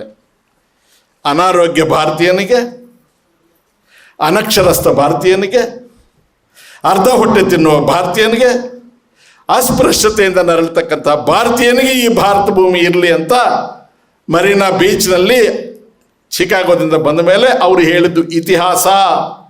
ತಾವು ಎಲ್ಲಿ ಕರೆದ್ರೆ ಅಲ್ಲಿಗೆ ನಾನು ಬರ್ತೇನೆ, ನಿಮ್ಮ ಜೊತೆ ವೇದಿಕೆ ಹಂಚಿಕೊಡ್ತೇನೆ, ಎಲ್ಲ ದಾಖಲೆ ಇರ್ತವೆ. ಇದು ಯಾವುದಾದ್ರೂ ಒಂದು ಸುಳ್ಳಾದರೂ ನಾನು ಸಾರ್ವಜನಿಕ ಜೀವನದ ನಿವೃತ್ತಿ ಆಗ್ತೇನೆ. ಇಷ್ಟೆಲ್ಲ ಮಾತಾಡಿದ್ದೇನೆ. ಸ್ವಾಮೀಜಿಯವ್ರ ಮಾತುಗಳು ಕೇಳಬೇಕಾಗಿದೆ. ಇನ್ನೂ ಅನೇಕ ವಿಚಾರಗಳಿದ್ದಾವೆ, ಎಲ್ಲವೂ ಒಂದೇ ಸಭೆಯಲ್ಲಿ ಮಾತಾಡೋಕ್ಕಾಗೋದಿಲ್ಲ. ಇಲ್ಲಿಗೂ ಕೂಡ ಸ್ವಲ್ಪ ಅತಿಕ್ರಮಿಸಿ ನಾನು ಹೆಚ್ಚು ಸಮಯ ತಗೊಂಡಂಗೆ ಕಾಣುತ್ತೆ. ಗೆಳೆಯ ಹರಿಪ್ರಸಾದ್ರವರು ಇದಕ್ಕೆ ಕಾರಣ, ನಾನಿಲ್ಲಿ ಬರೋದಕ್ಕೆ. ನಾವು ಪ್ರಾರಂಭಿಕ ದಿನಗಳಲ್ಲಿ ಎಲ್ಲರೂ ಯೂತ್ ಕಾಂಗ್ರೆಸ್ಸಲ್ಲಿದ್ವಿ. ನಮ್ಮ ಇಬ್ಬರ ಆಲೋಚನೆಗಳು ವಿಭಿನ್ನವಾಗಿತ್ತು. ಆದರೆ ನಾವೆಂದೂ ಜಗಳ ಮಾಡಿಕೊಂಡಿಲ್ಲ. ನಂತರ ನಾನು ಸುಮಾರು ವರ್ಷಗಳ ಕಾಲ ದೇವರಾಜ ಅರಸರ ಜೊತೆಗೆ ಹೋದವನು, ಕಾಂಗ್ರೆಸ್ಸಿಗೆ ಬರ್ತಿರಲಿಲ್ಲ. ಭಾಳ ಎತ್ತರಕ್ಕೆ ಬೆಳೆದಿದ್ದಾರೆ. ನನ್ನ ಜೊತೆಗೆ ಬಹಳ ಸಂಭಾವಿತರಾಗಿ ಅತ್ಯಂತ ಗೌರವದಿಂದ ನಡ್ಕೊಳ್ತಾರೆ. ಅವರೊಂದು ಮಾತು ಹೇಳಿದ್ರು, ನೀವು ಬರಬೇಕು ಅಂತ. ನಾನು ಇದನ್ನೆಲ್ಲ ಕ್ರಾನಲಾಜಿಕಲ್ ಆರ್ಡ್ರಲ್ಲಿ ಹಾಕಬೇಕಾದ್ರೆ ಸ್ವಲ್ಪ ಶ್ರಮದ ಕೆಲಸ. ನನ್ನೆಲ್ಲ ಲೈಬ್ರರಿಯಲ್ಲಿ ಕೂತಿದ್ದೆ. ನಾನು ನನ್ನ ಶಕ್ತಿ ಮೀರಿ ನನ್ನ ಮೇಲೆ ವಿಶ್ವಾಸ ಇಟ್ಟು ನೀವಿಲ್ಲಿ ಕರೆದಿದ್ದಕ್ಕೆ ಬಂದಿದ್ದೇನೆ. ಗೆಳೆಯ ರೇವಣ್ಣವರು ನನಗೊಂದು ಚಿಕ್ಕ ಚೀಟಿ ಕಳಿಸಿದರು. ಅದು ಯಾರೋ ಗಾಂಧಿ ಬಗ್ಗೆ ಮಾತಾಡಿದ್ದಾರೆ, ಅದನ್ನು ಖಂಡಿಸಬೇಕು ಅಂತ. ರೇವಣ್ಣ, ನಿನ್ನ ಸದುದ್ದೇಶ ನನಗೆ ಅರ್ಥವಾಗುತ್ತೆ. ಇಂತಹ ಸಭೆಯಲ್ಲಿ ಅಂತಹವ್ರ ಹೆಸರನ್ನು ನಾವು ಪ್ರಸ್ತಾಪ ಮಾಡಿದ್ರೆ ಅವರು ದೊಡ್ಡವರಾಗಿರ್ತಾರೆ. ಏನೋ ಹೊಟ್ಟೆ ಪಾಡಿಗೆ ಪಾಪ ಬಟ್ಟೆ ಬಿಚ್ಕೊಂಡು ತಿರುಗ್ತಾರೆ. ಅವ್ರು ಯಾಕೆ ನಿಂತಾರೆ? ಗಾಂಧಿ ತಾನು ಬ್ಯಾರಿಸ್ಟರ್ ಆಗಿ ಸೂಟ್ ಹಾಕ್ಕೊಂಡ್ರೆ ಜನ ನನ್ನ ಹತ್ರಕ್ಕೆ ಬರೋದಿಲ್ಲ. ಈ ದೇಶದ ಬಡ ಮನುಷ್ಯನಿಗೆ ನಾನು, ಭಾರತೀಯನಿಗೆ ನಾನು ಅರ್ಧ ಬಟ್ಟೆ ಹಾಕ್ಕೊಂಡಿದ್ರೆ ನಾನು ಅವನಂತೆ ಇರ್ತಾನೆ ಅಂತ ಬರ್ತೀನಿ ಅಂದ ಅವರಿಗೂ, ಹೊಟ್ಟೆಪಾಡಿಗೆ ಹೀಗಿರೋರಿಗೂ ಸಂಬಂಧ ಏನು? ನಾವು ಅಫೆಂಡ್ ಆಗಬೇಕಾಗಿಲ್ಲ. ತಾಯಂದ್ರು ವಿಶೇಷವಾಗಿ ಅಂಬೇಡ್ಕರ್ ಅವ್ರ ವಿಚಾರ, ಜ್ಯೋತಿಬಾ ಫುಲೆ ಅವ್ರ ವಿಚಾರ ಇನ್ನೂ ಹೇಳೋದಿತ್ತು, ಗಮನದಲ್ಲಿ ಇಟ್ಕೊಳ್ಳಿಮ್ಮ. ಅನೇಕ ಜನ ಸ್ನೇಹಿತರು ಬಂದಿದ್ರಿ, ಇನ್ನು ಕೆಲವರು ಹೆಸರುಗಳು ನಾನು ಹೇಳೋಕ್ಕಾಗಲಿಲ್ಲ, ಸಮಯ ಬಹಳ ಆಗಿದೆ. ಭಾಳ ಸಹನೆಯಿಂದ ಕೇಳಿದ್ರಿ. ನನಗೆ ಇದೇ ಬಹಳ ದೊಡ್ಡ ಗೌರವ. ಪಿನ್ ಡ್ರಾಪ್ ಸೈಲೆನ್ಸ್ ಇತ್ತು. ರಾಜಕೀಯ ಸಭೆಗಳು, ರಾಜಕೀಯ ಪಕ್ಷಗಳ ಸಭೆಗಳು, ರಾಜಕೀಯ ಕಾರ್ಯಕ್ರಮಗಳು ಇತ್ತೀಚಿನ ದಿನಗಳಲ್ಲಿ ಗಾಂಭೀರ್ಯವನ್ನು ಕಳೆದುಕೊಳ್ತಾ ಇದ್ದಾವೆ. ಅವು ಯಾರೋ ಪ್ರಾಡಕ್ಟ್ಸ್ ಲಾಂಚ್ ಮಾಡೋದಕ್ಕೆ ಮಾಡಿದ ಕಾರ್ಯಕ್ರಮಗಳನ್ನು ಹಾಗಾಗಬಾರ್ದು. ನಮ್ಮನ್ನು ಜನ ಪರಿಗಣಿಸಬೇಕಾಗಿದ್ರೆ ನಾವು ನಡತೆ ಗಂಭೀರವಾಗಿರಬೇಕು. ಸಂದೇಶ ಜನರಿಗೆ ತಲುಪಿಸಿ ನಡಿಬೋದು. ಸ್ವಲ್ಪ ದಿವಸ ಇದು ಎಲ್ಲ ಕಾಲಕ್ಕೂ ನಡೆಯೋದಿಲ್ಲ. ನಿಮ್ಮ ತಾಳ್ಮೆಯನ್ನು ಪರೀಕ್ಷೆ ಮಾಡಿದ್ದೇನೆ. ತಮ್ಮೆಲ್ಲರಿಗೆ ತಲೆಬಾಗಿ ನಮಸ್ಕರಿಸಿ ನಾವೆಲ್ಲರೂ ಕೂಡ ಸ್ವಾತಂತ್ರ್ಯ ಸಂಗ್ರಾಮದ ಚಳುವಳಿಯ ಇತಿಹಾಸವನ್ನು ಜನರಿಗೆ ತೆಗೆದುಕೊಂಡು ಹೋಗೋಣ. ನಮ್ಮ ಬಗ್ಗೆ ನಮಗೆ ಹೆಮ್ಮೆ ಇರಲಿ, ಕೀಳರಿಮೆ ಬೇಡ. ಅವರು ನರಿಗಳು ಬಂದು ಕೂತಿದ್ದಾರೆ, ನಾವು ಸಿಂಹದ ಮರಿಗಳು, ಸಿಂಹದ ಹೊಟ್ಟೆಯಲ್ಲಿ ಹುಟ್ಟಿದ್ದೇವೆ. ನರಿಗಳು ನಮ್ಮನ್ನೇನು ಮಾಡೋದಿಲ್ಲ. ಆದರೆ ನಾವು ಅಂಜಬಾರ್ದು. ಧೈರ್ಯದಿಂದ ಮುನ್ನುಗ್ಗೋಣ ಅಂತ ಹೇಳಿ ತಮ್ಮೆಲ್ಲರಿಗೂ ವಂದಿಸಿ ನನ್ನ ಮಾತು ಮುಕ್ತಾಯ.